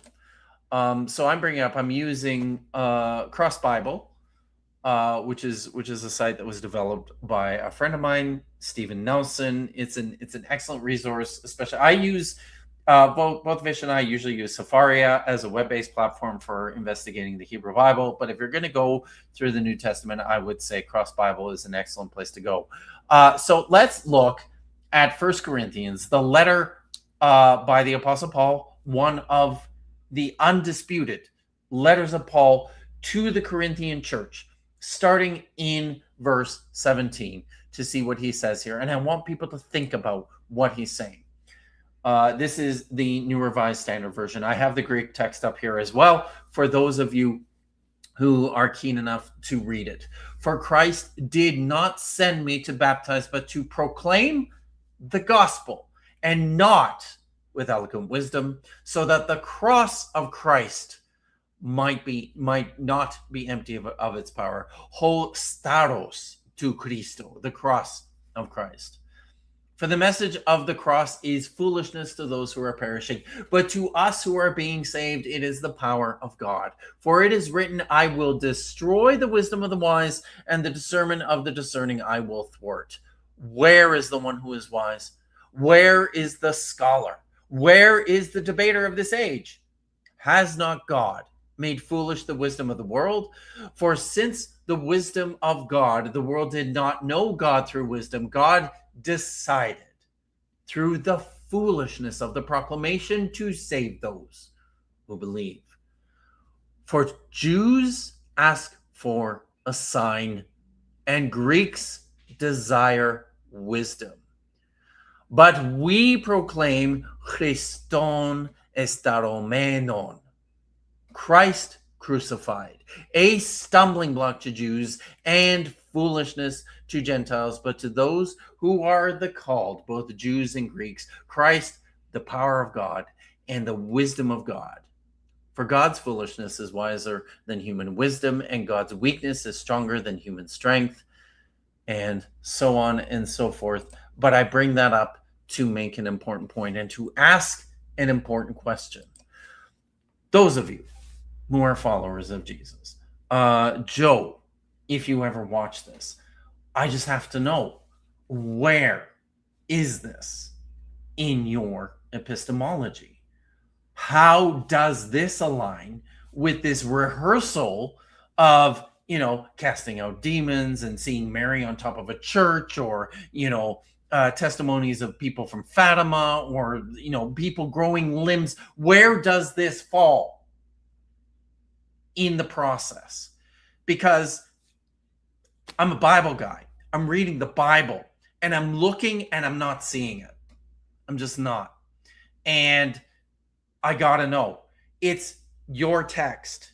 It's, as I'm reminded by my Catholic friends, it's your book. The Bible, the Old and New Testament in this configuration, in this collection, is the one that you guys put together.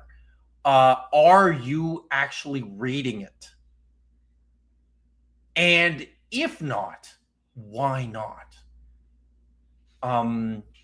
So that's where I want to start with this. And with that, we're going to jump ahead here to one of these really key pieces of evidence that was seemingly very convincing to Joe, the analytical philosopher, about the truth Few of things here. Christianity. One is demonic phenomena. And me even saying this right now, go back 2 years, I would have laughed. It would have been ridiculous. I would have joined the skeptics and be like, oh, this is just ridiculous. What are you talking about? Demonic phenomena. Like, come on, we're prim and proper intellectuals. We don't believe in demons or anything like that, right? That's what I would have said. And I would have laughed it off. Would have thought that you guys are just like primitive, superstitious morons, basically. Yes. But I have a friend, Cameron Bertuzzi, and he started making videos where he just has on a bunch of different exorcists, people who work in deliverance ministry, people who have like experienced deliverance ministry, and people like that. And Cameron, we were good friends at the time. And Cameron was like, he started sending me some of these videos, and he's like, Joe, come on, like, watch it. Like, stop making fun of it. Watch it. Listen to what the exorcists are saying. Hear them out. Listen to what Dr. Richard Gallagher on the faculty of Columbia and NYU, a Princeton alum, listen to what he's saying, okay? And give me your explanation. Pause it for a I second. demand it. That's basic. Cameron Bertuzzi of Capturing Christianity for probably 2 years now, I think rather famously, has been featuring Catholic exorcists on his channel and their stories of deliverance of people from demon possession. He's received quite a bit of flack and pushback for that, in large part, I think, because the videos do very well. Why wouldn't they? It's an easy way to capture an audience by, pasting on your thumbnail about experiences of somebody who is encountering the demonic on a regular basis. I think it's legitimate because these are things, like I said, that they did very well. Cameron seemed to lean into them quite a bit, and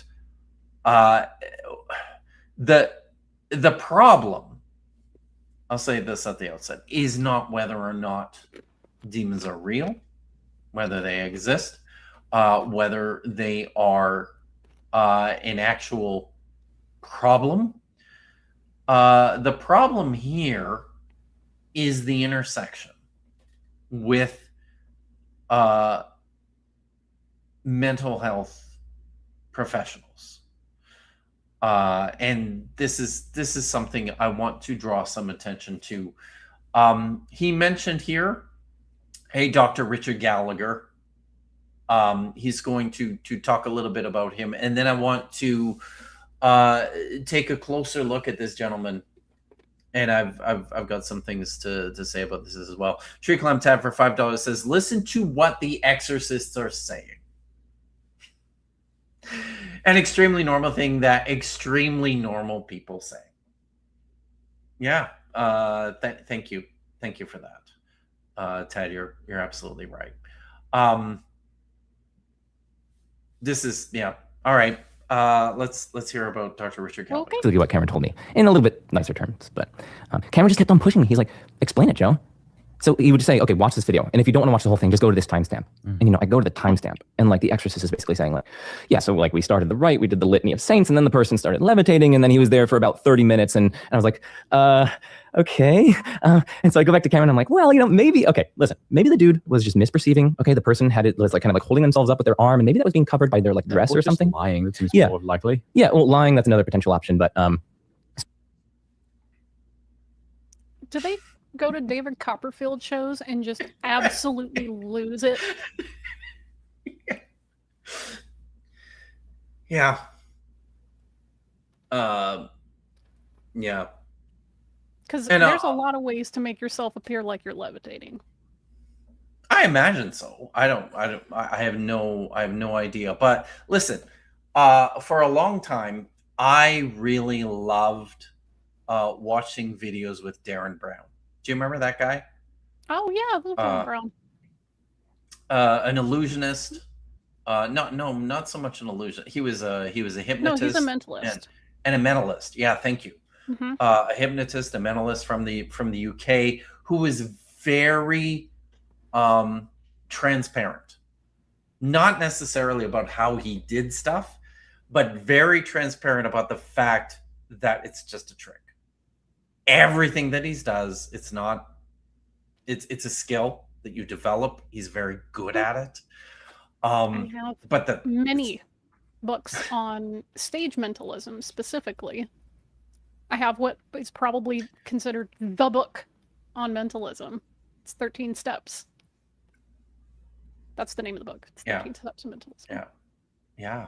So this is timely because last night Maya and I watched The Prestige from Christopher Nolan. Great movie. She's never seen it before. I love this movie so much, which is about a rivalry between two magicians at the end of the 19th century, starring Christian Bale and Hugh Jackman. It's just awesome. And David Bowie. What? And David Bowie. Not just David Bowie. David Bowie playing Nikola Tesla. Nikola Tesla. That's right. Right. Of course, Michael Caine is in it because it's a Christopher Nolan movie. Of course he's in it. But it's just an excellent movie. But it's so many layers, and this is a key part of this, right? Is these are magicians, these are illusionists. They are out to misdirect, and there is. One of the messages of this movie is that success in this field, in this discipline, requires a level of commitment. The one character, Borden, keeps getting after. Borden is Christian Bale's character. Keeps getting after Hugh Jackman's character, Angier, for not being willing to get his hands dirty. He doesn't have a high enough level of commitment to the craft to pull it off, because it's not just doing shows on the stage on the nights that you're performing. It's a lifestyle, man. It's a lifestyle. It is and that's part of the story, is the lengths to which this one guy goes to preserve the illusion, and how much it affects his real life, and of course the horrible consequences of that down the road. But uh, the illusion, if you are committed enough, if you have a high enough level of devotion to the craft, I think you can get to a point to make enough people believe just about anything. The whole thing about that movie is like, it literally was the simplest explanation the whole time, but bro just was like, it can't be the simple explanation, and then he literally ends up going to a guy who invents teleportation about it. Like, come on. It's so funny to me. Like, it's a great movie, great acting. It's a great movie, but I think it's applicable here, right? I will say the book by Christopher Priest is nothing like the movie. It involves like actual ghosts. So if you decide to read it, I don't know. Be prepared for that. Okay. I feel like I would like grounded. that. Yes. Yeah, no, the book is like, no, actual ghosts. Indeed. So. All right. I gave him this disjunction. Like, okay, maybe it's a combination of like, either it's lying or confabulation or something, or maybe like some weird kind of trick or some memory distortion or confabulation or something. Yes. And I was like, okay, yeah, and maybe the person was just, as I said, my initial thought was like, maybe they're just holding themselves up, because I think like I didn't have any independent evidence of the person lying. And then Cameron's like, Joe, I asked him that 2 minutes later, go on, and he said he literally put his head down and could see under it. Could see like a foot up. And I was like, okay. Who could see? So hold on. I was like, okay, well maybe this is. Think about this. Pause it, Vish. Push the pause button, please. So yes, like listen to what he's saying. No, not Cameron. He's relating a story that Cameron Bertuzzi is relaying from another person. Cameron Bertuzzi's not looking underneath to see. He's saying that the person who's telling him the story was looking underneath. And he passed a ring around her body. I've seen a magician do that. I've seen that. Half, man. In half, and they separate the two. You could see the feet still moving. Yes, they're moving. Yeah. I don't Listen, understand. I don't drop this part of my lore very often because there's just not really any real prompt, but I've had experience in these so-called deliverance ministries. There's one in Irondale, I think it is, which is a suburb of Birmingham. As far as I know, to this day, they're still meeting every Tuesday night doing, deliverance. And, usually the way that works is you go in and whoever's speaking that night does their little mini sermon, and then they'll open up the floor for anybody who needs prayer or healing or whatever. And you can go up there. Some people just need prayer or support communally. Some people don't really need much of anything, so they'll just sit there. I had my legs lengthened there. One of the guys was like, hey, did you ever notice that, this leg Absolutely. is like shorter than this other one? I was like, no, I didn't notice that. And he did the whole spiel, had me convinced, because unless you know that that's a grift and you know how they do it, it looks very convincing. You're like, oh my God, so I've seen people have demons exorcised from them, and, a tiny kind of woman is having 5 grown men having to like restrain her because she's so demonic and, whatever. It's like, Listen. that was wild. I have, I have some experience with this as well. I was absolutely traumatized as I was 15 or 16 years old, and it was in an evening church service. We watched the movie, the Roman, sorry, not the Mormon, the Mormon smear film, The Godmakers. Which is all about how it's made by evangelicals about how terrible Mormons are. It was during watching this film in my church in an evening service. There was a young woman who was undergoing some sort of episode of some sort and was making a scene, like, and it was terrifying to be in that situation. And then, and we were all told that she was being tormented by demons, and we were all told that she was taken out of the service and into another room and was throwing, 220-pound guys around the room like they're the rag dolls. We were told this. I didn't see any of it. I was told this, and I believed it. I don't know what happened, but people swore by this, and they repeated this story over and over again. And this is how this stuff works. And people are credulous by nature. I think, as I said before, I think we all like to think we're skeptical, right? By default, but I think at the heart of it, most of us just are ready to believe lots of things. And I think that happens. I think that happened in this instance at my local church. I think that's what's happening with these stories about demonic possession.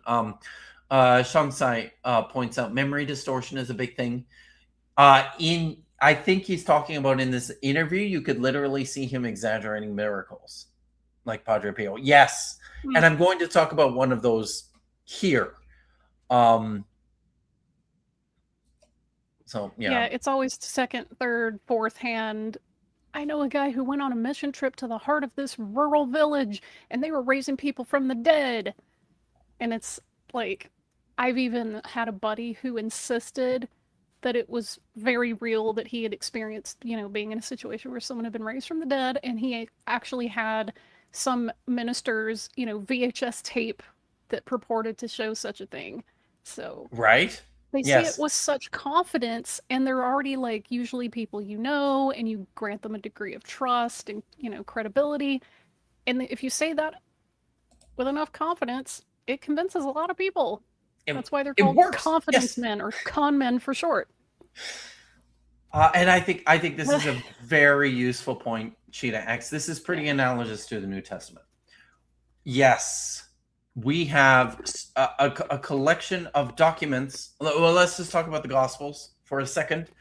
A collection of texts that I'm not even sure were written with the intention of being understood as histories or biographies of Jesus. These are theological documents. These are collections of stories that are carefully told and arranged in such a way to communicate certain theological truths on the basis of the life of Jesus. But these are all third hand. They are not tied to eyewitnesses. There is no claim in the actual Gospels, if you read them carefully enough, that these are stories that come directly from eyewitnesses. It is fan fiction. It is exaggerations of things that may or may not have actually happened. We have no access to that, but that is not even the point. But that is how we end up in situations like this, where people are just credulously accepting what is written in the Gospels as straightforward presentations of who Jesus was and what he did.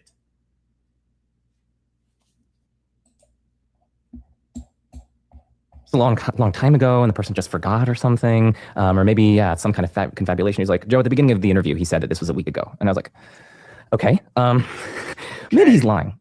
So then, well, as you well know, stories can't get exaggerated in a week. Never. Everybody knows that. No, of course not.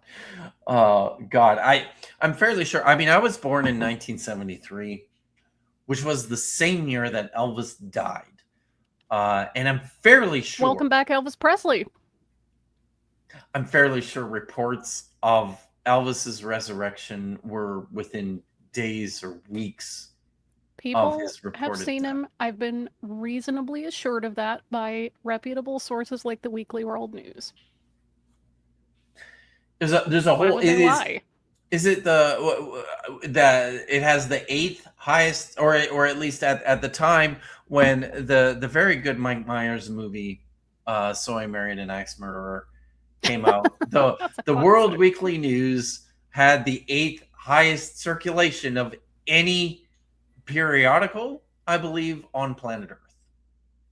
So, it's an entire industry. Elvis died in 1977? Shut up. What happened in 1973? I'm sure a lot of things happened in 1973. God damn it. The Nixon impeachment, did that happen in did that happen in 1973? I study the early modern period and the late colonial period. I'm not going to be able to just rattle off stuff. It was an important year, everyone. 1973 was very important. Very important. Oh God. See, I've got that wrong. Somebody said Nixon was impeached in 1974. Was he elected in 1973? Or he start it? Somebody help me out with important things that happened. Even there, I'm shifting in my seat. Notice what I'm doing. I basically have just divined from the armchair that this person that I don't know, who I've never met, and whom I have no independent evidence of lying, is a liar. And I'm accusing him of lying because, well, I just have these other arguments or something. So I can divine from the armchair these empirical facts about the world, even though I have no independent. These other arguments or something are, I have a dragon in my garage. That's what they are. See, why would I call you a liar? I mean, I'm just deciding from the armchair, my computer chair. I've just got all these preconditions. I have no reason to suspect that you would be lying to me. So if I tell people that you have a dragon in your garage, they should believe me. The Sydney Opera House was opened in 1973. And again, it doesn't require that someone's lying. Lying is intentional deception. It doesn't require that your friend is intentionally deceiving you. Your friend might have been duped and sincerely believe that he thinks somebody was levitating. It doesn't make him a liar. It makes him mistaken. Yes. See, I knew there was a lot of stuff that happened in 1973. Yeah, Sorry, I learned the tricks of stage magicians and, people like that. I legitimately for a while thought that I had my leg lengthened. Because, I was there. I looked, I saw it happen, And then, I later on learned that this is a very common, illusion by stage magicians and things like that. So, you can sincerely believe something and be like, oh my God, I was here. I had this thing happen to me. I was there. Doesn't mean you're a liar. Lyndon Johnson died in 1973. Yeah. Okay. All right. Okay. Maybe Great evidence for them. And so I was thinking about all the resurrection reports of Lyndon Johnson and confusing them. Our generation grew up watching the match. Baby. Thank you. That's right. What a good show. Hosted by Mitch Pileggi of the X-Files. All right. Okay. All right. Sorry. A different timestamp? Or no, I want to continue through this for a bit. Okay. I was shifting in my armchair, and it didn't bother me too much at the time. But then Cameron's like, okay, Joe, you thought he was a liar. Well, let's look at this other guy, Dr. Richard Gallagher. Okay, I've had him on. And just you go through what Dr. Richard Gallagher is talking about. He has this Julia case, for instance, that Ethan talked about when he was with you. Mm-hmm. And the things that he's testifying to are things that are almost impossible to be honestly mistaken about. He would just be extensive interactions with this Julia person, and then things would literally just be him and her, and something would literally just fly across the room. Or Julia would engage in extensive, fluent Latin and Greek, even though she didn't know it. And Dr. Richard Gallagher knows that because he studied Latin and Greek at Princeton. Or, you know, like, and he would just describe all these different sorts of things. And I was like, okay. So this guy who has like all the professional cred and reputation that Doesn't you could seem want. like a liar. It doesn't, yeah, it doesn't seem like a liar. Seem like a liar. No. Hey, here's a quick thing for you. If you want to have a really interesting rabbit hole to go down, check out all the studies that have been done on glossolalia, or speaking in tongues. Turns out that those studies find that when people go into these, you know, states of glossolalia, they start talking in tongues, they only use phonemes that they're already familiar with. People who are, say, Anglophones or speak Spanish or whatever, do not use phonemes from like tonal East Asian languages. It's always phonemes that they're already familiar with because of their own language. So, dude, and then they started speaking in tongues. Yeah. So wait, the guy that is fluent in Greek and Latin says that he heard somebody just break into fluent Greek and Latin. I mean, that's what Joe is telling us about Dr. Richard Gallagher, right? Okay. So I was interested in this person, and of course, well, I mean, why would he lie? He's, you know, a respected psychiatrist. He seems like a genuine person. It doesn't seem like the type of person who would tell a lie. Did he record the Latin Greek that she said? Like, write it down or tape it up? Well, listen, we'll get to that. I mean, that's, Joe says that he knows it really well. He knows these languages, so that's how he knows she was speaking Latin or Greek. So now I will say that I am someone who has learned ancient Greek. I don't know any Latin. Or I know a very minimal amount of Latin, but I have studied ancient Greek and I read it. If I heard somebody speaking ancient Greek after a little bit of time, I could probably sort out that they were speaking Greek. I don't know that I would be able to follow what they were saying. And if they were speaking something that sounded like ancient Greek, but was just gibberish, I'm not especially confident that I could sort that out clearly enough. So, you have no idea when I was learning Hebrew, I had fun because some words sound like, there you go, right? Some languages sound like other languages. So, but this is, Joe has told us this, that this guy who, you know, seems like he would never tell a lie. And why would he? Why would he ever lie about anything? He says that this is what happened. We should give him the benefit of the doubt because we have no reason to think we're passing judgment on somebody that we don't know as being a liar without having all the facts in. That's basically, and that's supposedly bad. It doesn't require that they're lying. His friend could have been sincerely duped. Could be. Because, I mean, again, there's a lot of these stories that they broke into a language that they had no idea. They had no way of learning. How do you know they didn't know this language? Okay. So I was curious about this guy because I never heard of him before. So I went to look him up, and there is this article. Oh, can you let's pull this off. There is this article from Esquire magazine. Really got to get you to start using ad block. Sorry. There we go. Dr. Richard Gallagher, demonic possession expert, isn't trying to convince you. He is the author of this book, Demonic Foes, My 25 He's not Years. trying to convince you, Kip. He just wrote a book about it. That's it. He wrote a book about it. Why would he lie, Vish? Yeah, there's no money in that. None. So the author of Demonic Foes talks about exorcisms, possessions, and the complicated interplay of science and spirituality. Oh, mm-hmm. Yeah. Tell me about the science of demonic possession. I don't think I can make this bigger, or if I can, I don't know how. It's the Decades. same as you would do with a PDF. Hit Control or Command plus. Okay. Let me Control plus. There you go. There we go. And Nice. then you can just close the little banner out at the bottom. I'll do that. Yeah. Okay. There you go. Did that happen? No, it didn't. There we go. Okay.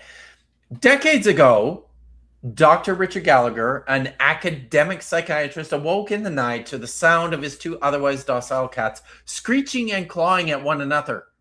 Gallagher was forced to separate the berserk cats into two rooms, then went back to bed, mystified by their strange behavior. The next morning, a priest with whom Gallagher was acquainted knocked at the door, accompanied by a woman with jet black hair whose eyeliner stretched to her hairline. Oh, I wonder what that could mean. That's how you know she's like evil or bad. Is that how you know? Maybe Black hair and that's it. eyeliner. How'd you like those cats last night? She quipped. This was Julia, who claimed to be a high priestess of Satanism, possessed by demonic forces. Because Satanism is like a totally real thing, right? This is like a real religion that like people, practice and are possessed by the devil through, right? If you're a Christian, you're very scared of Satanists because you think they have all sorts of crazy evil magic powers. What do you I could tell this guy's never been a cat owner because if you have more than one, they will squabble.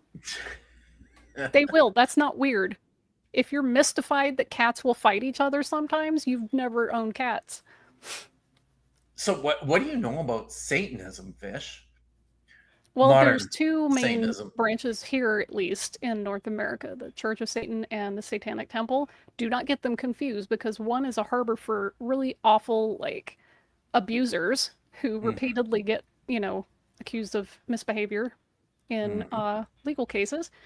So these the people that are afraid of, oh my god, the evil's goth Satanists, they think they have all these magic powers and they're supernaturalists and all these other like occult.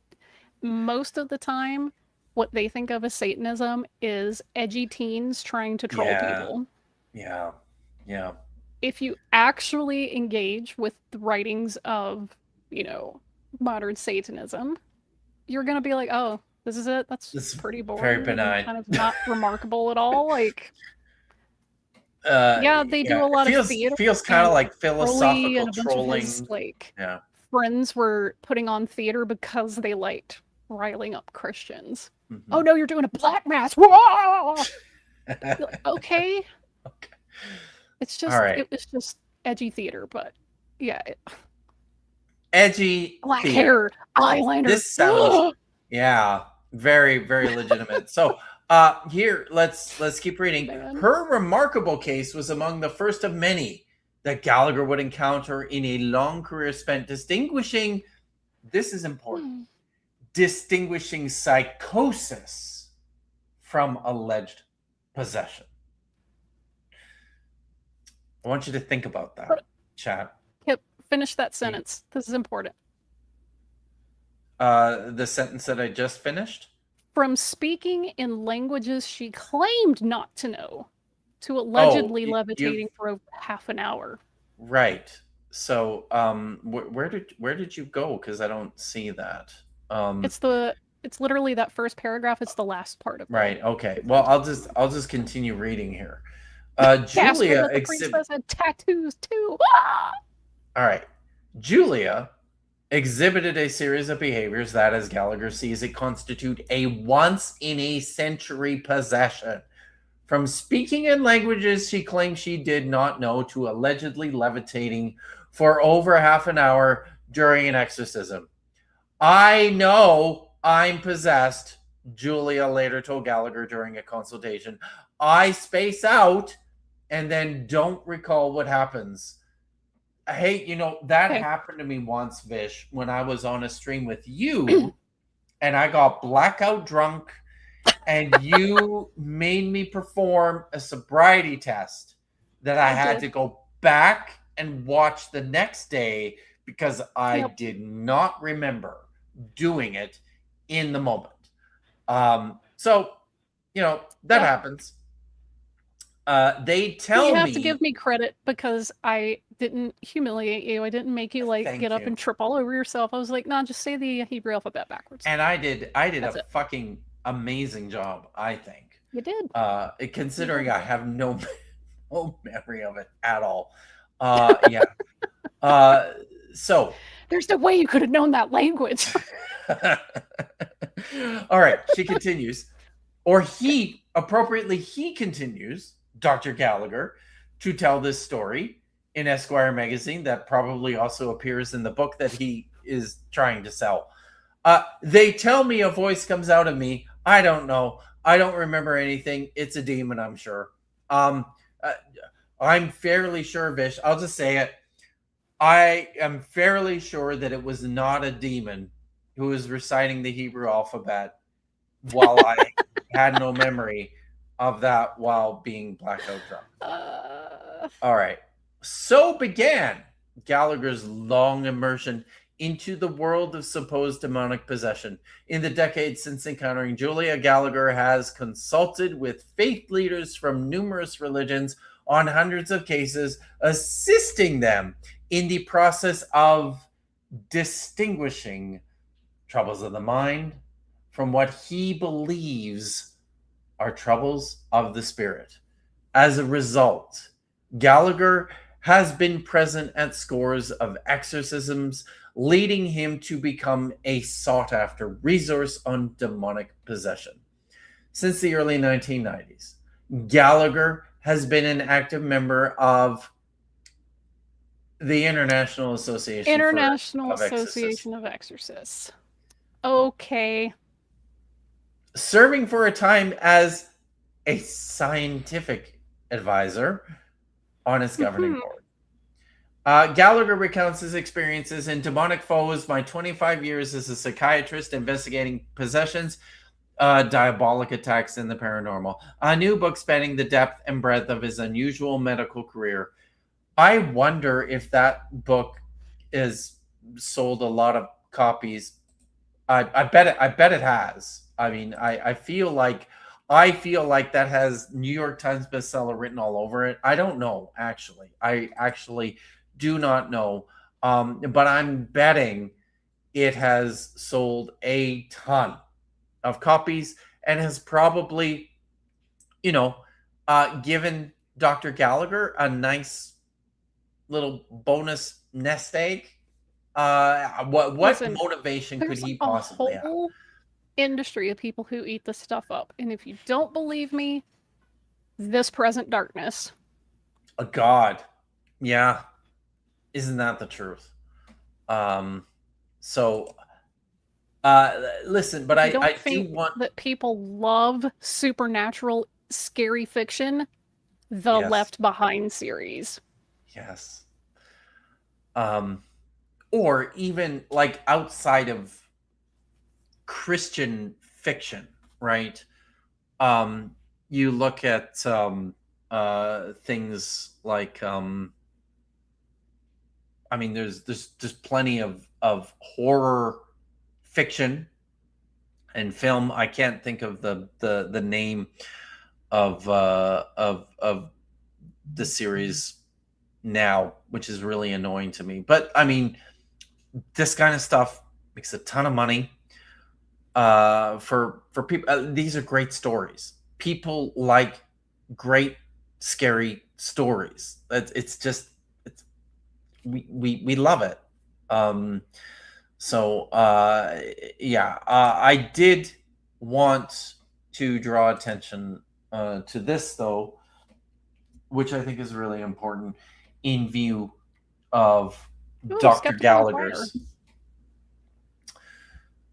claims, that I think is really important, because there are a couple of points there where he says that as a psychiatrist, he's marshaling his expertise and then claiming to be able to, from his position as an expert, distinguish legitimate mental illness or legitimate mental illness from actual spiritual oppression. So this is from 10 years ago in Skeptical Inquirer from Skeptical Dean Inquirer. McKay, Yeah. Rachel Amirati, and Scott O. Lilienfeld. And I'm just going to read this. An essay by Dr. Richard Gallagher, a psychiatrist who forced to be a man of science, was featured in the July 1st, 2016 online opinions section of the Washington Post.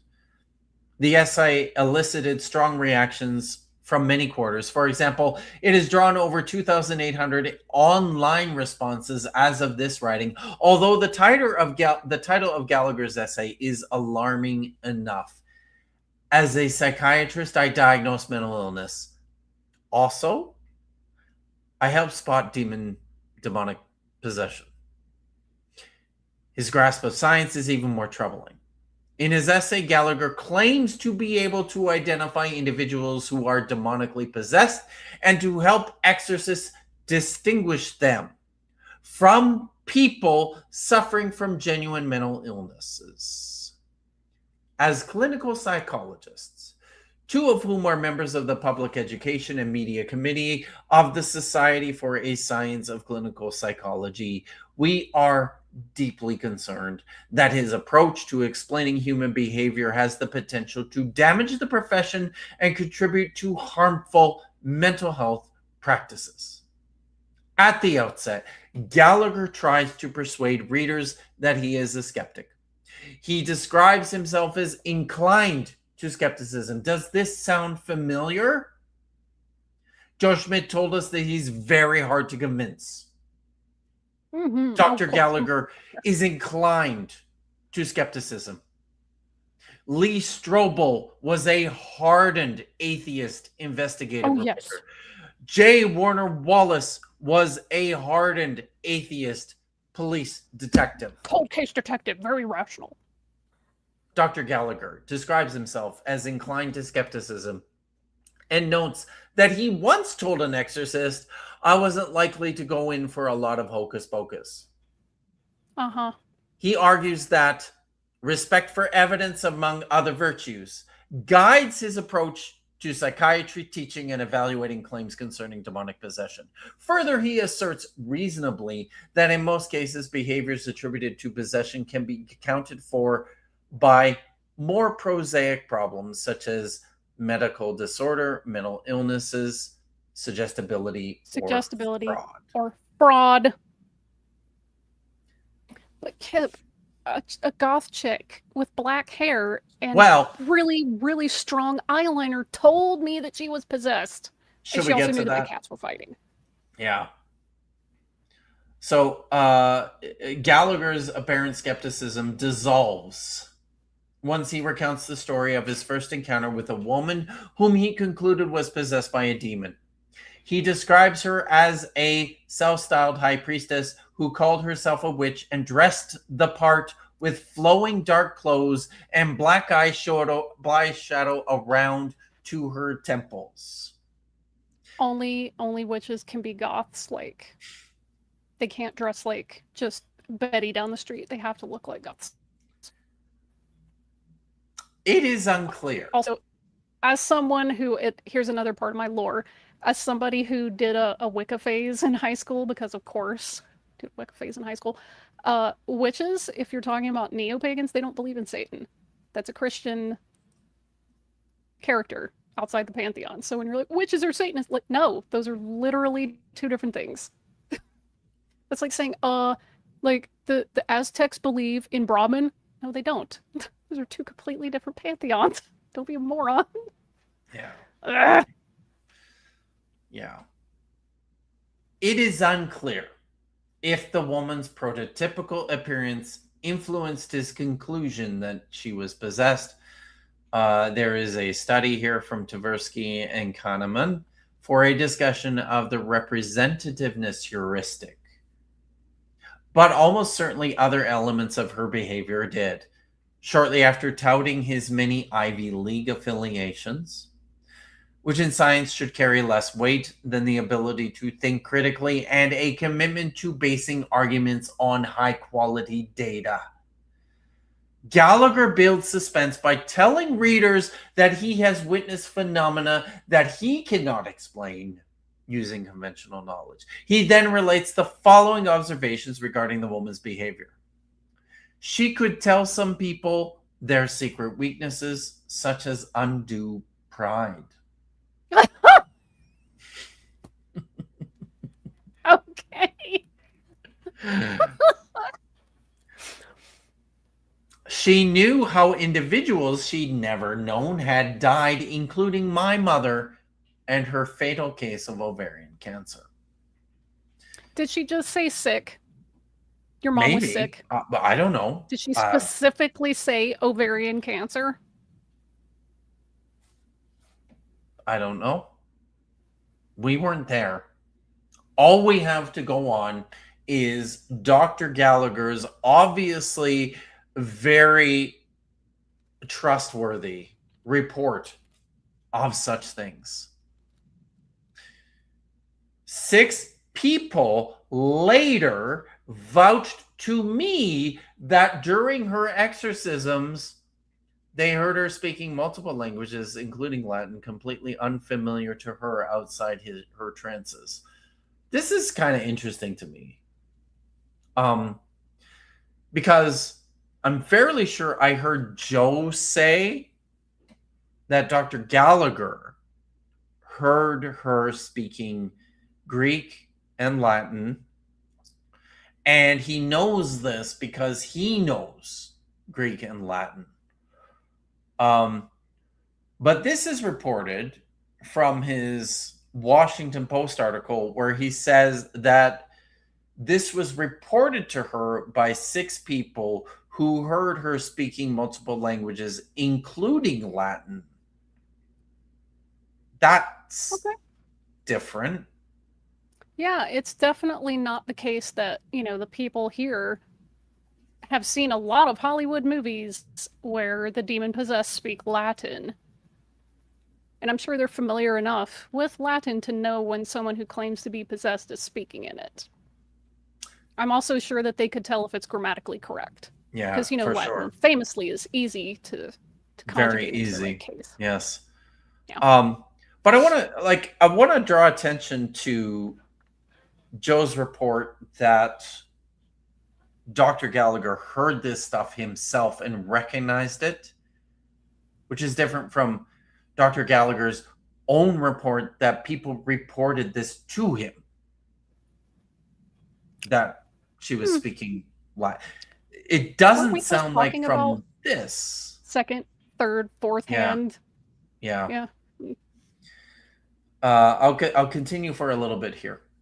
There are several serious inferential problems with Gallagher's argument. First, undue pride is hardly a rare or idiosyncratic weakness. Second, Gallagher neglects to consider the possibility that the woman's apparently preternatural awareness could merely be the result of cold reading. Cold reading consists of a set of techniques such as making educated guesses based on population-based rates by providing highly generalized descriptions that apply to almost everyone, which are routinely exploited by fortune tellers, psychics. Yes. Faith healers do this. Magicians, psychics, mentalists. They do hot reading as well. Yeah. Peter Popoff famously had the little earpiece in his ear, and they had surveyed people for their prayer requests and things like that on cards before the healing ceremony or service or event, whatever, and his wife would be reading off information to him, and people intercepted the transmission, and he was exposed for being a fraud. But you don't even need an earpiece to do hot reading. You don't. Again, if you pick up Tony Corinda's 13 Steps to Mentalism, it'll give you stage tricks to do, but it'll also teach you how to cold read. It'll also teach you how to speak in in code with whoever's Glossal it. working with you during the in code. performance, Yeah. but it doesn't sound like code. It's just the Nice. way that you phrase certain things that will tell the person, oh, now I can read your mind because the prompt is in code. It's a whole thing. Anyway. Yeah. Third, what some of what appears to be evidence for this woman's psychic abilities could also, or alternatively, reflect hot reading. That is, obtaining information about a target using non-paranormal means, such as reading newspaper obituaries or searching the internet. Fourth, the assumption that a person could speak multiple languages only while in a trance is dubious at best. Did Gallagher entertain the hypothesis that she simply hadn't advertised having learned these languages previously, if she was even speaking them? How do we know that her Latin was especially accurate? Fifth, it is unclear why, given what is widely known about the limits of eyewitness testimony, Gallagher would be so willing to believe the vouched reports of a group of eyewitnesses, especially those who are presumably motivated to believe in demonic possession. The self-styled high priestess whom Gallagher discussed reported that she had connections to Satanism, going so far as to identify herself as Satan's queen. Yet the accuracy of her report should be highly suspect given psychological research on memory. For example, laboratory research indicates that individuals who report experiencing past lives and alien abductions display higher rates of false recall and commit more recognition errors than do comparison participants. So, I just want to say, it's disappointing that Joe, the supposedly very hard to convince Ph.D. analytical philosophy student, is so enamored, impressed by an appearance of this gentleman on Cameron Bertuzzi's show, because I think that probably plays a role in this. You can watch someone deliver a presentation which looks way more convincing to you than to sit down and carefully consider the written accounts of this stuff.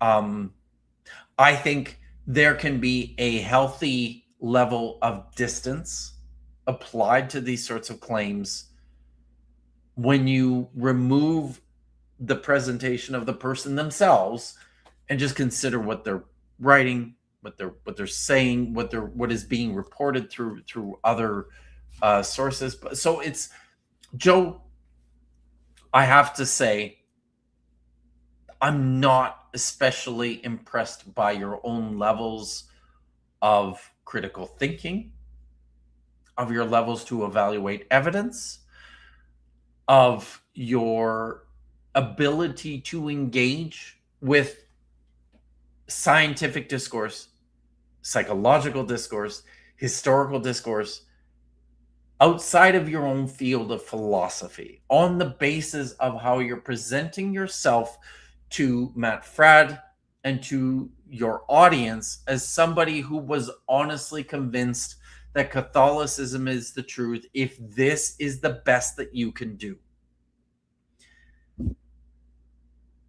You have your own reasons for converting, recommitting to Catholicism. I'm not questioning that. But then to come out and say that these are the reasons,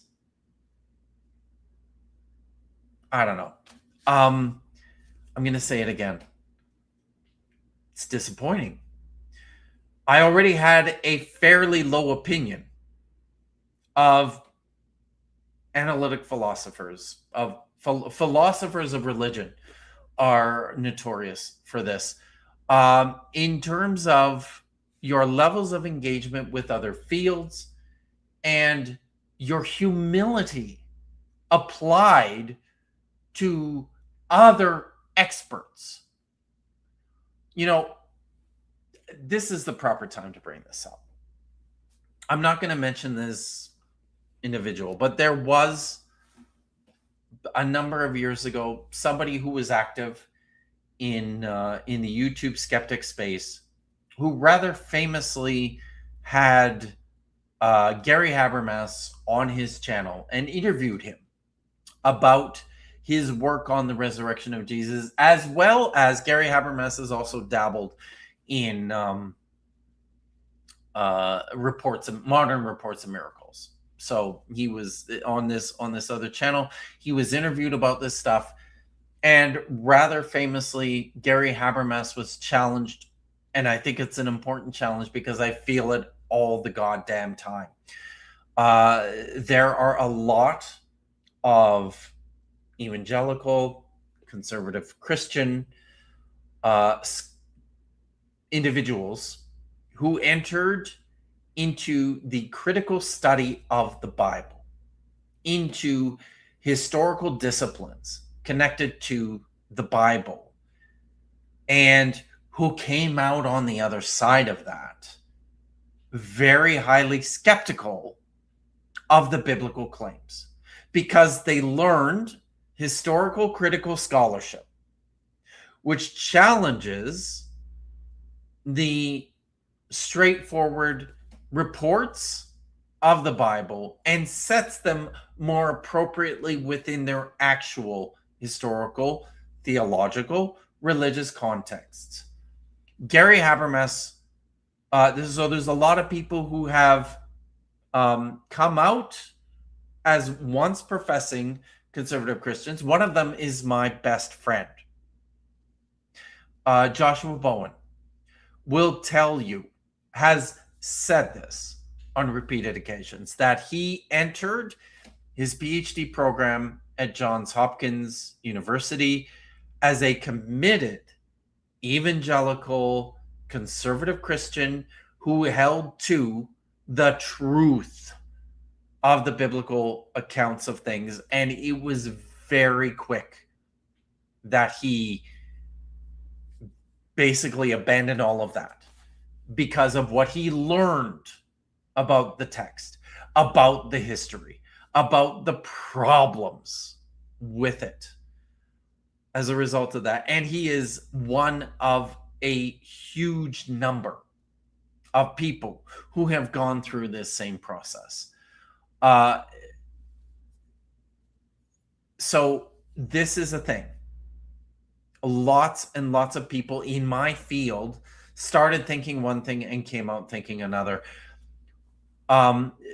This once atheist commenter in the space who had Gary Habermas on his channel challenged him with this. This is a thing. Lots of scholars have, deconstructed from previous positions as a result of their explorations of the history of the biblical text. He asked Gary Habermas, is there anyone who has gone in the other direction? Hardened, skeptic, once professed atheist or non-believer who entered into a PhD program in biblical studies or some other relevant historical discipline, not philosophical discipline, historical discipline. Is there anybody who's done this in reverse and come out on the other side and said, you know what? After looking at all the historical evidence for the New Testament, for the Bible, I am now convinced, having been a hardened skeptic, that all of this stuff is real. Gary Habermas made the claim that, yeah, he has a list somewhere and he's going to reveal it. And this was, I don't know, 6 or 7 years ago, and we still haven't seen it. It's always a list he has somewhere. It's always a stack of statistics he has somewhere. He's got all of his notes somewhere and he just doesn't remember. Like, dude, you've been doing this for most of your professional career. How are you not organized? How do you lose this stuff and then completely appeal to it multiple times? Well, I have a list somewhere. I have it somewhere. Yeah, well, my girlfriend goes to another school. You wouldn't know her. This is the thing. Put up or shut up. Yeah. Provide a list, show the evidence, or stop making the claim. Like right now, SJ's super all up in her like feelings right now because she's mad that I'm calling her gullible for just believing that people walk on walls just on the basis of a priest testimony. Yes, that makes you gullible. You can't just take someone's word for it when they say, hey, I saw someone defy the laws of physics the other day. They walked up a wall. That makes you gullible. Provide the evidence or stop making the claim. Okay, if I say, like, I saw a pig walking on the ceiling, you'd be like, that's preposterous. Mm-hmm. You wouldn't say, well, why would she lie about that? Like, SJ just you made seem very trustworthy, Vish. I have no reason to think that you would lie. He goes, but do you think that, like, priests would lie? That's against, you know, church law, and it's against the Bible. Shockingly.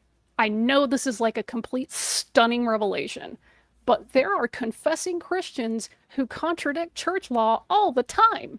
Christians are not immune to lying. Priests are not immune to lying. They're also not immune to committing harms. The fact that they're a priest does not make them a moral person. Your behavior is what proves that you're a moral person. You can lie and be a priest. Those don't contradict. Be less credible. Credulous. Be less credulous. Be less credulous. So I bring that up because I want to make this point. I'm a biblical scholar. I'm not a historian, although I have to work pretty closely with canons of history, with developed methods, critically developed methods of historical investigation. This is part of what I have to do.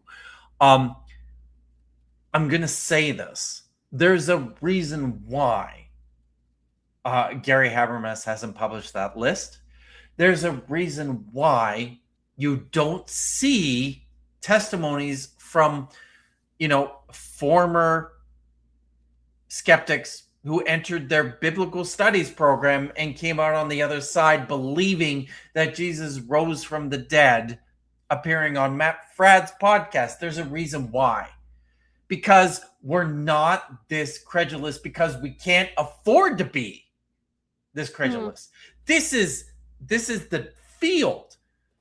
And I'm watching Joe Schmid on this podcast, and I am reminded of every philosophy bro and everyone from that I have seen promoting their credentials in the philosophy of religion. And I'm saying to you guys, I am not impressed. I continue to be unimpressed by this. All this is doing is reinforcing my opinion that you're all a bunch of credulous rubes who lost the memo, missed the class that I assumed we all attended in graduate school, where we were taught that when it comes to other disciplines, you should probably listen to the experts. I'm not a biologist. Those are atheist skeptics who don't have the Holy Spirit. They can't possibly understand the scriptures. You have to believe in them to believe them. You have to believe so you can understand. That's the way it goes. You can't, like, understand it if you don't believe. Ah, that's what it says. Yeah. That's not, you know, a circular argument or anything. Don't worry about it. No, not at all. So I'm hoping Joe Schmid is a Ph.D. student in analytical philosophy. He supposedly has not even picked a dissertation topic yet. I found that in another video. But I am hoping that by the time Joe picks his dissertation topic and by the time he gets through it, that he will have learned that there is more outside of analytical philosophy, that other academic disciplines do actually exist and have things to say about this stuff. I would have hoped that I will hope that by the time he's done, he will have recognized that biblical scholarship is a thing, that we cannot just accept the New Testament at face value, because there's all sorts of complicated historical questions that come to bear on that. So please, show me that I'm wrong about you. Because so far, like I said, I this is only reinforcing my already poor opinion. So yeah. I did want to get to the next timestamp. We've been going for 2.5 hours. If are there things, I don't know. I went on a rant and a soapbox there for a little bit. No, Gretchen, he's he has started he's in a PhD program, but within the United States, you do a couple of years of very rigorous coursework and go through your comprehensive examinations before you even get to the point of starting to write your dissertation. So yeah. So as far as I am aware, he's not there just yet. So actually, yeah. This is probably timely. I'm going to I did want to, because there's a couple of other things that that have come up since Joe went, and I thought I think this is timely. Well, hang on, I gotta put it on the stage first. Okay. Also, man, I really miss James Randi, because he told people to put their figurative money where their mouth is, and not one person could demonstrate their supernatural claims. Not a single one. Yeah. So, so this is from a recent stream on, I believe it's on Capturing Christianity's channel, where a bunch of guys came to defend Joe and his conversion. But this caught my eye. There was a super chat that came in here, and I just wanted to play just a few seconds of this here. Why didn't Joe consider the Book of Abraham?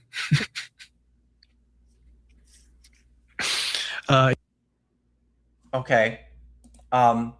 Do we know what the Book of Abraham is, everyone? I hope we do. This is the audience. You've got a lot of new folks in the audience today. Okay. So the Book of Abraham is a text that Joseph Smith purported to translate from an Egyptian manuscript that he came into possession of, and it was used as evidence for a time of the antiquity of Mormon teaching. This is a joke that somebody sent in to these guys. Why didn't Joe consider the Book of Abraham? Or it was supposedly written in Reformed Egyptian, which is not a language. It's a whole thing. But I want to point something. I want to point out what's happening here. Look at these guys laughing. Look at these guys laughing about how Joe didn't consider the historical veracity of Mormonism because of the Book of Abraham. And I'm going, what did Joe read the New Testament? Yeah, it's self-aware wolves. Did Joe read the New Testament? Have you guys, all four of you, have you read the New Testament? Look, if people make supernatural claims and there's a lot of witnesses, I'm not inclined to believe them without evidence, which is, I think, a pretty reasonable standard to have. But for people who are fine with just, yeah, but so-and-so says that he saw it, you should be a Mormon because that happened within the last 150 to 200 years, not 2 millennia ago. So what's the difference? Yep. Many. They testified about it. Why would they lie? Why would they lie?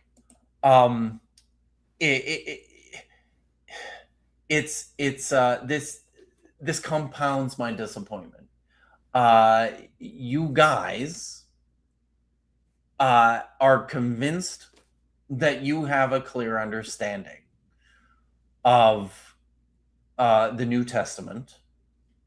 You believe that you have an accurate reading of the texts and their place within Christian history, within world history, within the history of book culture, within the history of Greek literature, and you obviously do not know what you're doing. So obviously. For you to laugh and snicker about those silly Mormons and their weird ideas about their scriptures, my guys, look in the mirror. I know. This is what this is you. Self-werewolves. This is you. You are laughing at a caricature of yourselves, and it's tiresome. As somebody who is an actual scholar, working in the historical critical details of these texts, it's a joke. We're laughing at you because you don't know what you're doing. So we've been going for over 2.5 hours, but I did want to talk a little bit about this. If you want to jump ahead to the next timestamp about the miracle of Calandra at 117. So this is something that also caught my attention as exemplary of Joe's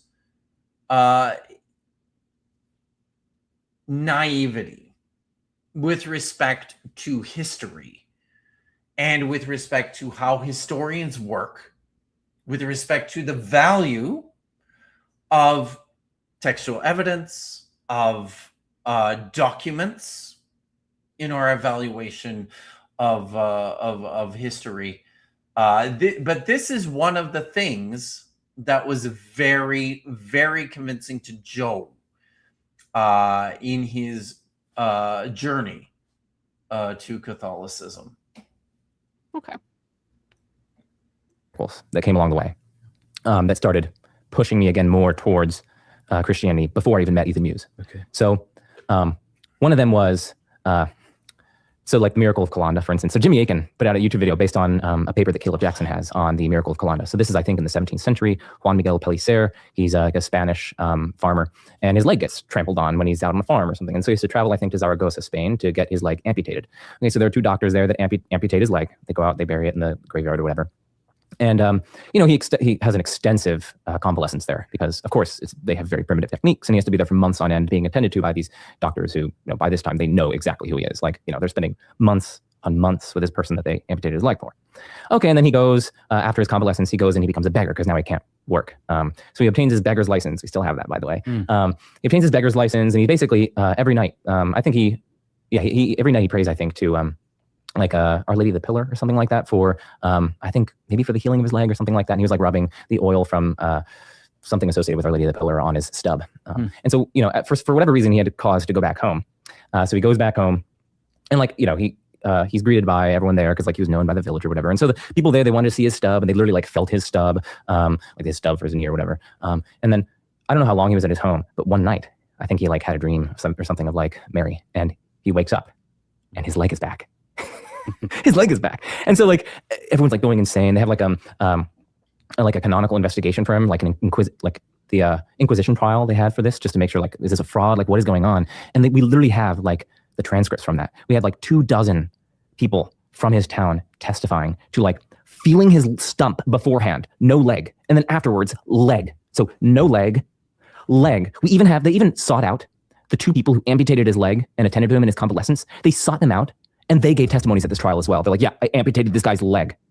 So we have just dozens of testimonies to a leg being miraculously restored. People can look at the video on Jimmy Akin's channel, and they can go to Caleb Jackson's paper on academia.edu. I think he may turn it into a blog post on his Substack. But I'm oh gosh, this is insane. This is much better evidence than the resurrection, for instance. In my view, the resurrection, we Go for it.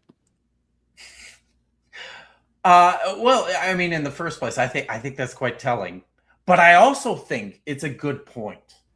And this is part of the problem of setting your standards of religious devotion on an event that is and the level of evidence for that event. What he says is true. There is more evidence for this contemporary 400-year-old miracle claim in Spain than there is for the resurrection of Jesus. What did we say, Vish? What did the Apostle Paul say about the value of the resurrection of Jesus? We read it from 1 Corinthians chapter 1. He said, and I don't know, maybe I'll just, I won't put it on the screen, but I will remind everyone, since in the wisdom of God, the world did not know God through wisdom, God decided through the foolishness of the proclamation to save those who believe. For Jews ask for signs and Greeks desire wisdom, but we proclaim Christ crucified, a stumbling block to Jews and foolishness to Gentiles. But to those who are the called, both Jews and Greeks, Christ the power of God and the wisdom of God. For God's foolishness is wiser than human wisdom, and God's weakness is stronger than human strength. Christ crucified. That's it. That was Paul's message, because it's foolishness. It's poorly evidenced. On its own, it's not convincing because of the wisdom of the world. Joe's right. This miracle claim, the supposed miracle claim from the 17th century, is much better evidenced than the New Testament claims about the crucifixion and about the resurrection of Jesus. But that's kind of the point. You're not supposed to believe on the basis of volumes of evidence. You're supposed to believe on faith. All the miracle claims are not supposed to I mean, as much as anybody wants them to purport to the truth of the gospel, according to the Apostle Paul, you're supposed to just discard all of that.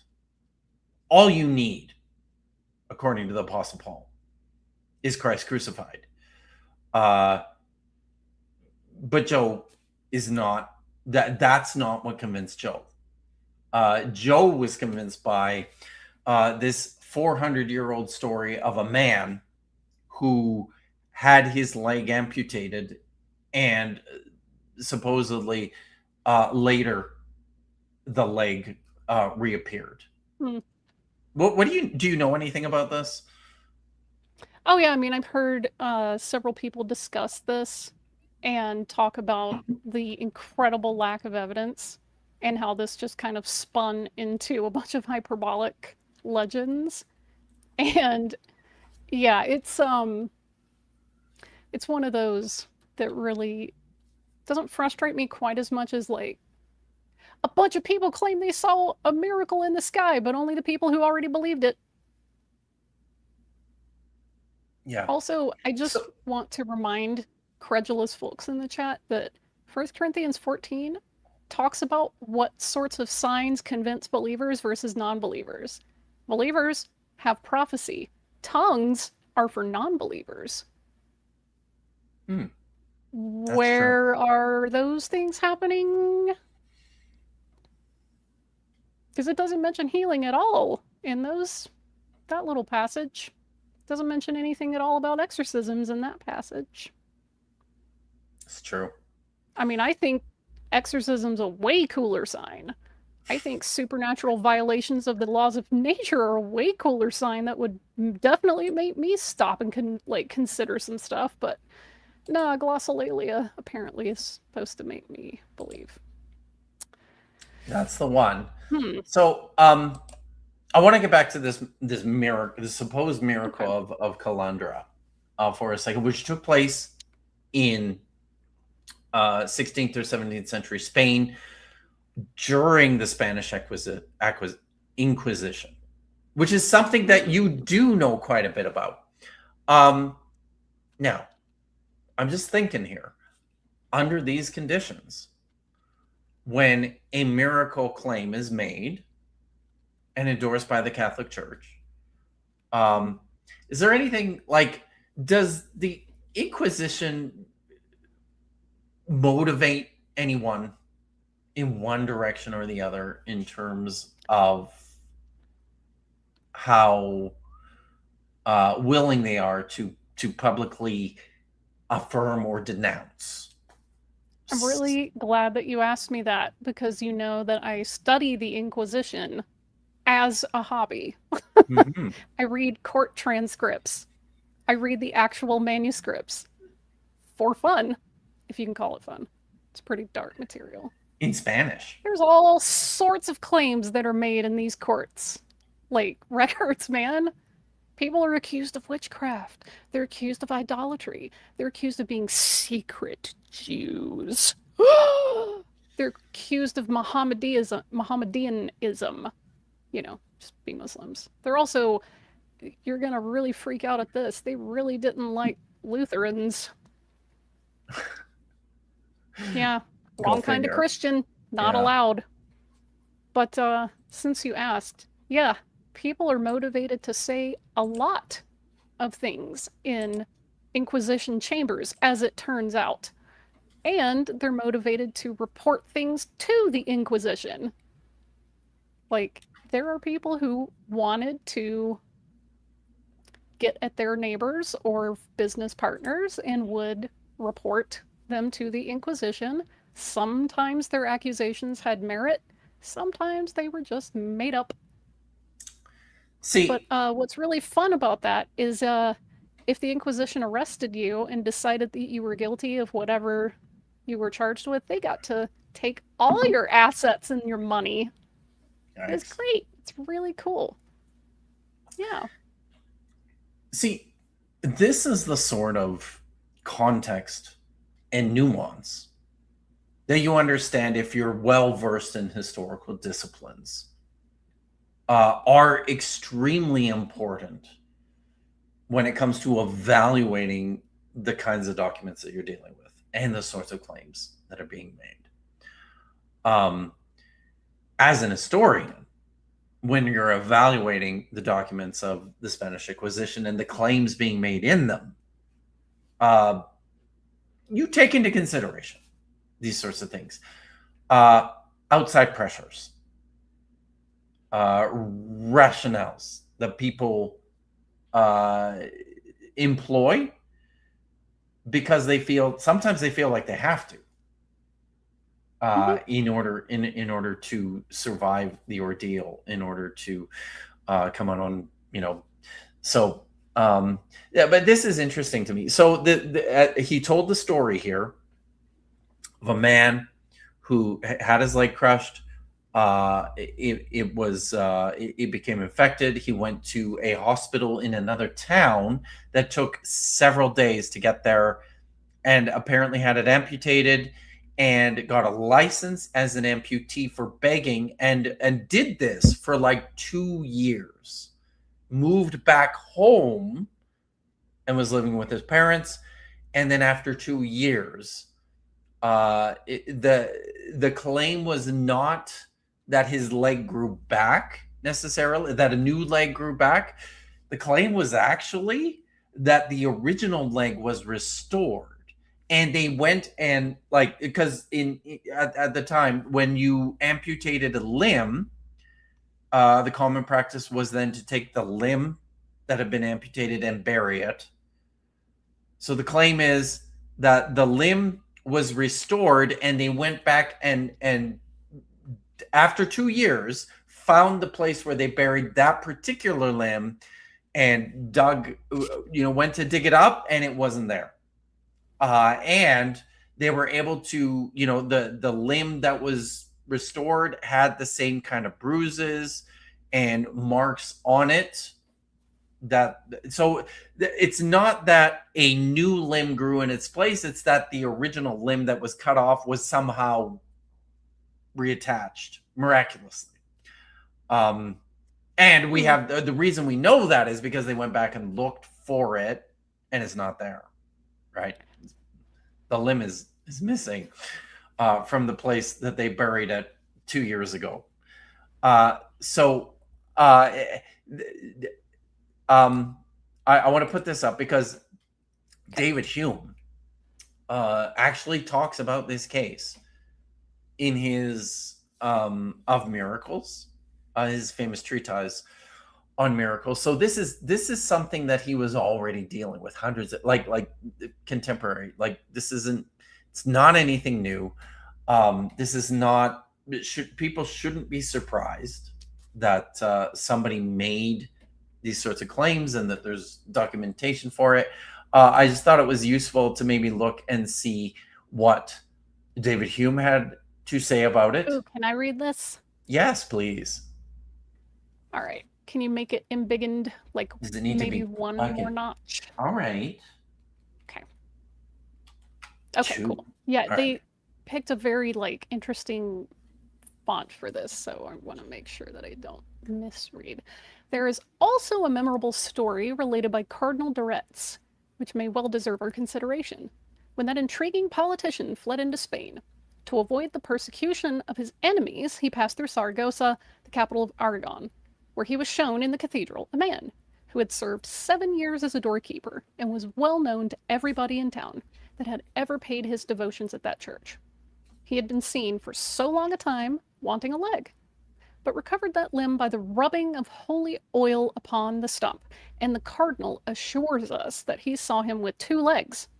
This miracle was vouched by all the canons of the church, and the whole company in town were appealed to for a confirmation of the fact, whom the cardinal found by their zealous devotion to be thorough believers of the miracle.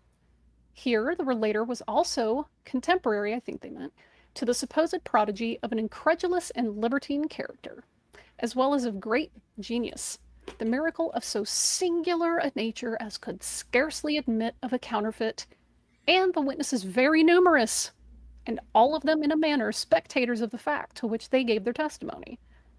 And what adds mightily to the force of the evidence, and may double our surprise on this occasion, is that the cardinal himself, who relates the story, seems not to give any credit to it, and consequently cannot be suspected of any concurrence in the holy fraud. He considered justly that it was not requisite, in order to reject a fact of this nature, to be able accurately to disprove the testimony and to trace its falsehood, though all the circumstances of knavery and credulity which produced it, through all the circumstances.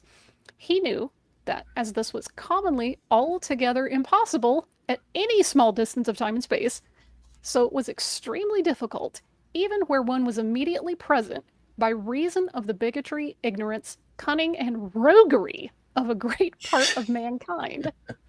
He therefore concluded, like a just reasoner, that such an evidence carried falsehood upon the very face of it, and that a miracle, supported by any human testimony, was more properly a subject of derision than of argument. So the priest, did I get that right? The cardinal who related the story does not believe the story. Didn't believe it. He didn't believe it. Because he was like, yeah, people don't sprout or regrow limbs. You can't regrow a limb. Especially when you just rub some oil on it. Yeah. Yeah. I want to jump ahead here to this conclusion by Hume. All right. The wise lend a very academic faith to every report which favors the passion of the reporter, whether it magnifies his country, his family, or himself, or in any other way strikes in with his natural inclinations and propensities. But what greater temptation than to appear a missionary, a prophet, an ambassador from heaven, who would not encounter many dangers and difficulties in order to attain so sublime a character? Or if, by the help of vanity and a heated imagination, a man is first made a convert of himself and entered seriously into the delusion. Whoever scruples to make use of pious frauds in support of so holy and meritorious a cause, the smallest spark may here kindle into the greatest flame, because the materials are always prepared for it. The avidum genus auricularum, the gazing populace, receive greedily, without examination, whatever soothes superstition and promotes wonder. How many stories of this nature have, in all ages, been detected and exploded in their infancy? How many more have been celebrated for a time and have afterwards sunk into neglect and oblivion? Where such reports therefore fly about, the solution of the phenomenon is obvious, and we judge in conformity to regular experience and observation when we account for it by the known and natural principles of credulity and delusion. And shall we, rather than have a recourse to so natural a solution, allow of a miraculous violation of the most established laws of nature? I need not mention the difficulty of detecting a falsehood in any private or even public history at the place where it is said to happen, much more when the scene is removed to ever so small a distance. Even a court of, this is a new word for me. Judicature? Interesting, okay. Yeah. With all the authority, accuracy, and judgment which they can employ, find themselves often at a loss to distinguish between truth and falsehood in the most recent actions. But the matter never comes to any issue if trusted to the common method of altercation and debate and flying rumors, especially when men's passions have taken part on either side. In the infancy of new religions, the wise and learned commonly esteem the matter too inconsiderable to deserve their attention or regard, and when afterwards they would willingly detect the cheat in order to undeceive the deluded multitude, well, the season's now past, and the records and the witnesses which might clear up the matter have perished beyond recovery. No means of detection remain, but those which must be drawn from the very testimony itself of the reporters, and these, though always sufficient with the judicious in knowing, are commonly too fine to fall under the comprehension of the vulgar. Upon the whole, then, it appears that no testimony for any kind of miracle has ever amounted to a probability, much less to a proof, and that even supposing it amounted to a proof would be opposed by another proof, derived from the very nature of the fact which it would endeavor to establish. It is experience only which gives authority to human testimony, and it is the same experience which assures us of the laws of nature. When, therefore, these two kinds of experience are contrary, we have nothing to do but subtract the one from the other, and embrace an opinion, either on one side or the other, with that assurance which arises from the remainder. But, according to the principle here explained, this subtraction, with regard to all popular religions, amounts to an entire annihilation, and therefore we may establish it as a maxim that no human testimony can have such a force as to prove a miracle and make it a just foundation for any such system of religion. No human testimony can have such force as to prove a miracle and to make it a just foundation for any such system of religion.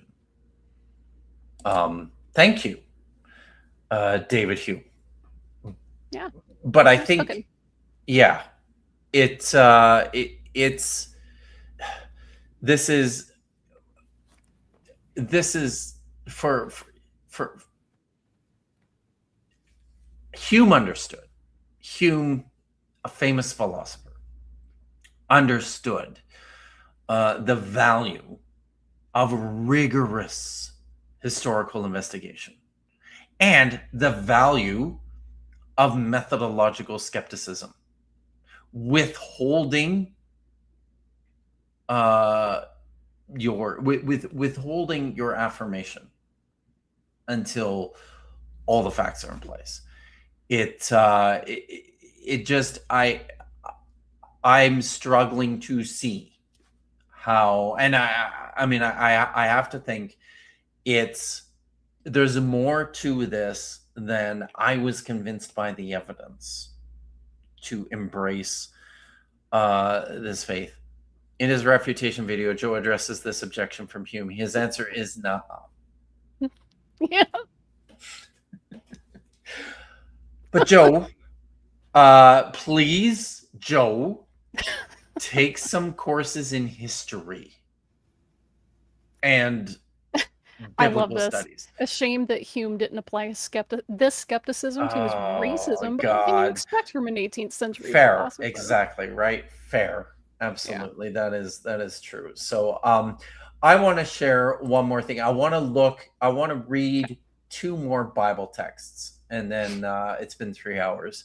And Dapper is doing a stream right now that we're all going to go and watch when we're done, but we're going to finish with this because I think it's no, there we go. I think it's a useful reminder to not just the skeptics, the non-religious skeptics in my audience, but also the skeptical believers in my audience. So this first text is from Matthew chapter 7. I'm going to start at verse 21 here. Oh, is this Matthew chapter 7? No, that's Matthew chapter 1. That's one. Yeah. 1. That's 7, starting at verse 21. So people are like, "You're quoting the Bible? I can't believe we're doing Bible in the Bible stream." Like, I quoted some Bible. I read 1 Corinthians 14. Bible stream, guys. Yeah. What did you expect? We only sort of kind of quote. So you're going to get a whole lot more Bible in this 3-hour stream than you get in Joe's stream on Pints with Aquinas, or I'm willing to bet many other of Joe Schmid's stream. And honestly, I think you're doing this wrong. I think you need to start here, right? Before you're going anywhere else. Jesus speaking, purportedly speaking. Not everyone who says to me, Lord, Lord, will enter the kingdom of heaven, but only the one who does the will of my Father in heaven. On that day, many will say to me, Lord, Lord, did we not prophesy in your name and cast out demons in your name and do mighty works in your name? Then I will declare to them, I never knew you. Go away from me, you who behave lawlessly. And then I want to read from the Gospel of John, chapter 20, verses 24 to 30. This is a famous story, and one that is unfortunately often misapplied in people's theologies. This is the story of Thomas, who is called the twin. One of the 12 was not with them when Jesus came. This is when Jesus came and appeared to the remaining 11 disciples. So the other disciples told him, we have seen the Lord. But he said unto them, unless I see the marks of nails in his hands and put my fingers in the mark of the nails and my hand in his side, I will not believe. A week later, his disciples were again in the house, and Thomas was with them, although the doors were shut. Jesus came and stood among them and said, peace be to you. Then he said to Thomas, put your finger here and see my hands. Reach out your hand and put it in my side. Do not doubt, but believe. Thomas answered him, my Lord and my God. Jesus said to him, have you believed because you have seen me? Blessed are those who have not seen and yet have come to believe. Now Jesus did many other signs in the presence of his disciples that were not written in this book. But the point is, for this gospel writer, for the Apostle Paul, for the leaders of the New Testament church, that it's not the signs and wonders and the miracles and the exorcisms and the statues that cry and bleed it's not that is the measure of their faith. It's to those who haven't seen such things that are most to be favored. So I don't know. I'm coming back to this.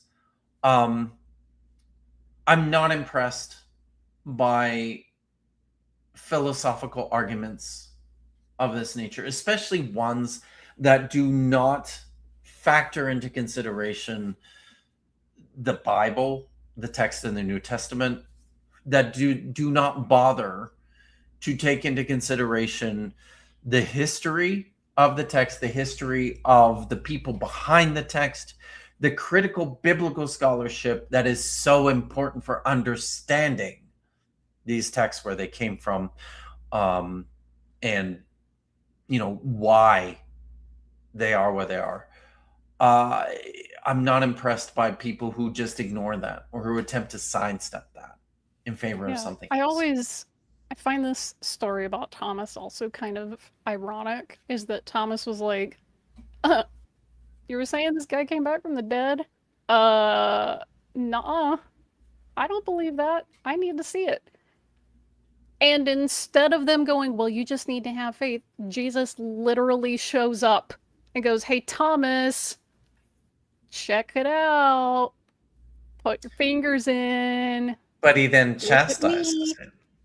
He didn't chastise me to go, ugh, I can't believe that you would ask. You just don't have faith. He was just like, I mean, apparently, hey, people, the implication, I guess, is like people shouldn't need proof, but he gave Thomas evidence that he asked for, according to the narrative. Like, obviously, the text doesn't explicitly say that Thomas put his hand in the wounds.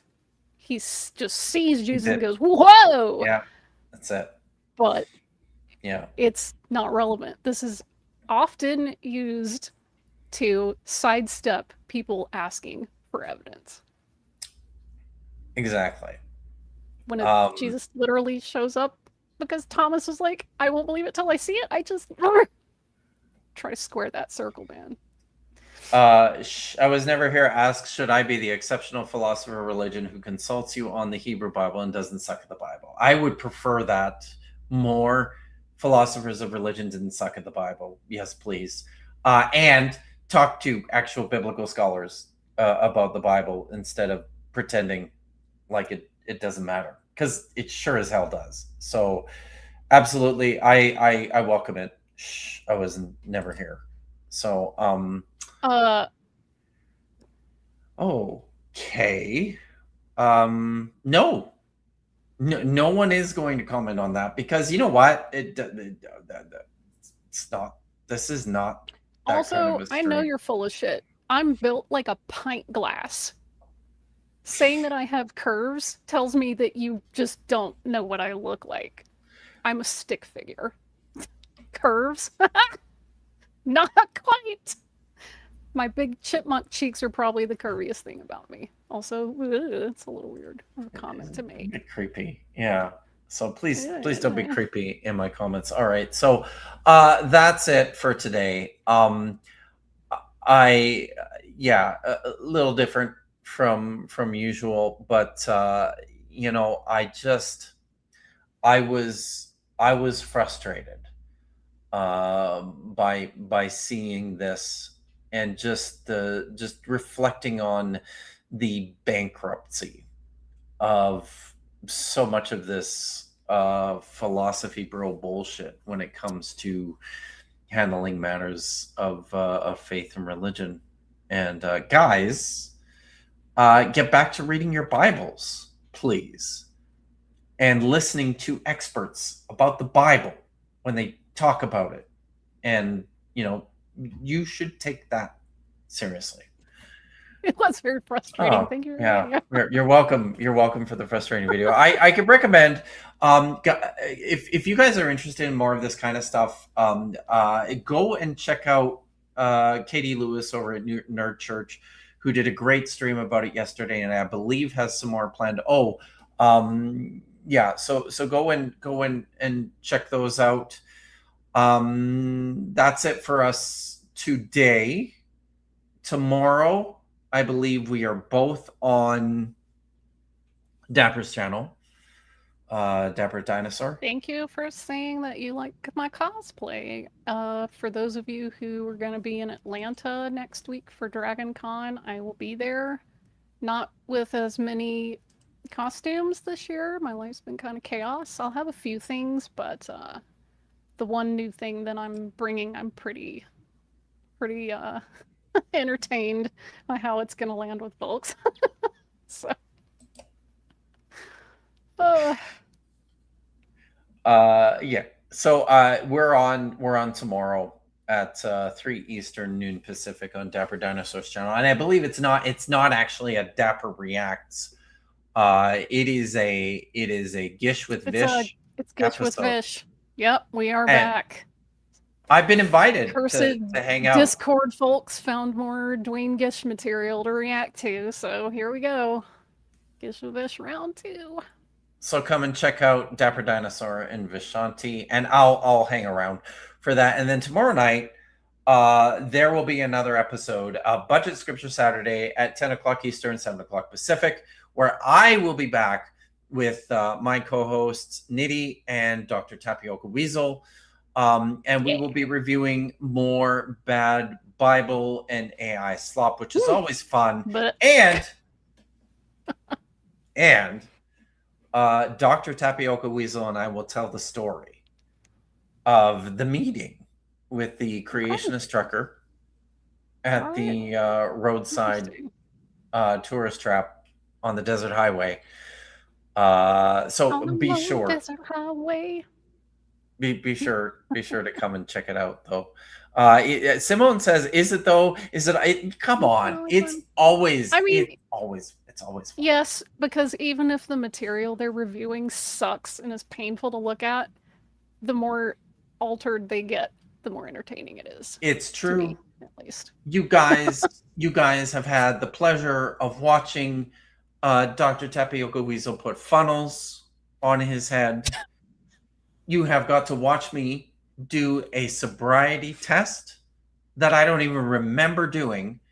I have operated power tools on my show. That's dangerous. But it's happened. So this is what the show is, and you should. Oh God damn! How did I forget about that? You got to see Tommy's feet against my better judgment. But it is it's a great show. Y'all should come and check it out. We also have anti-Semitism. Oh shit! Yes. AKA like half the time that I'm scrolling social media. Yeah. We try to avoid those as much as possible, but you know, sometimes those jump scare all of us, sadly. So please, come and check it out. But until then, unless I see feet, as you should, as you should. Unless they're a person who's really into the fashion industry and is obsessed with shoes, you never see feet or shoes on a ghost. Was that text written by Jerry Brudos?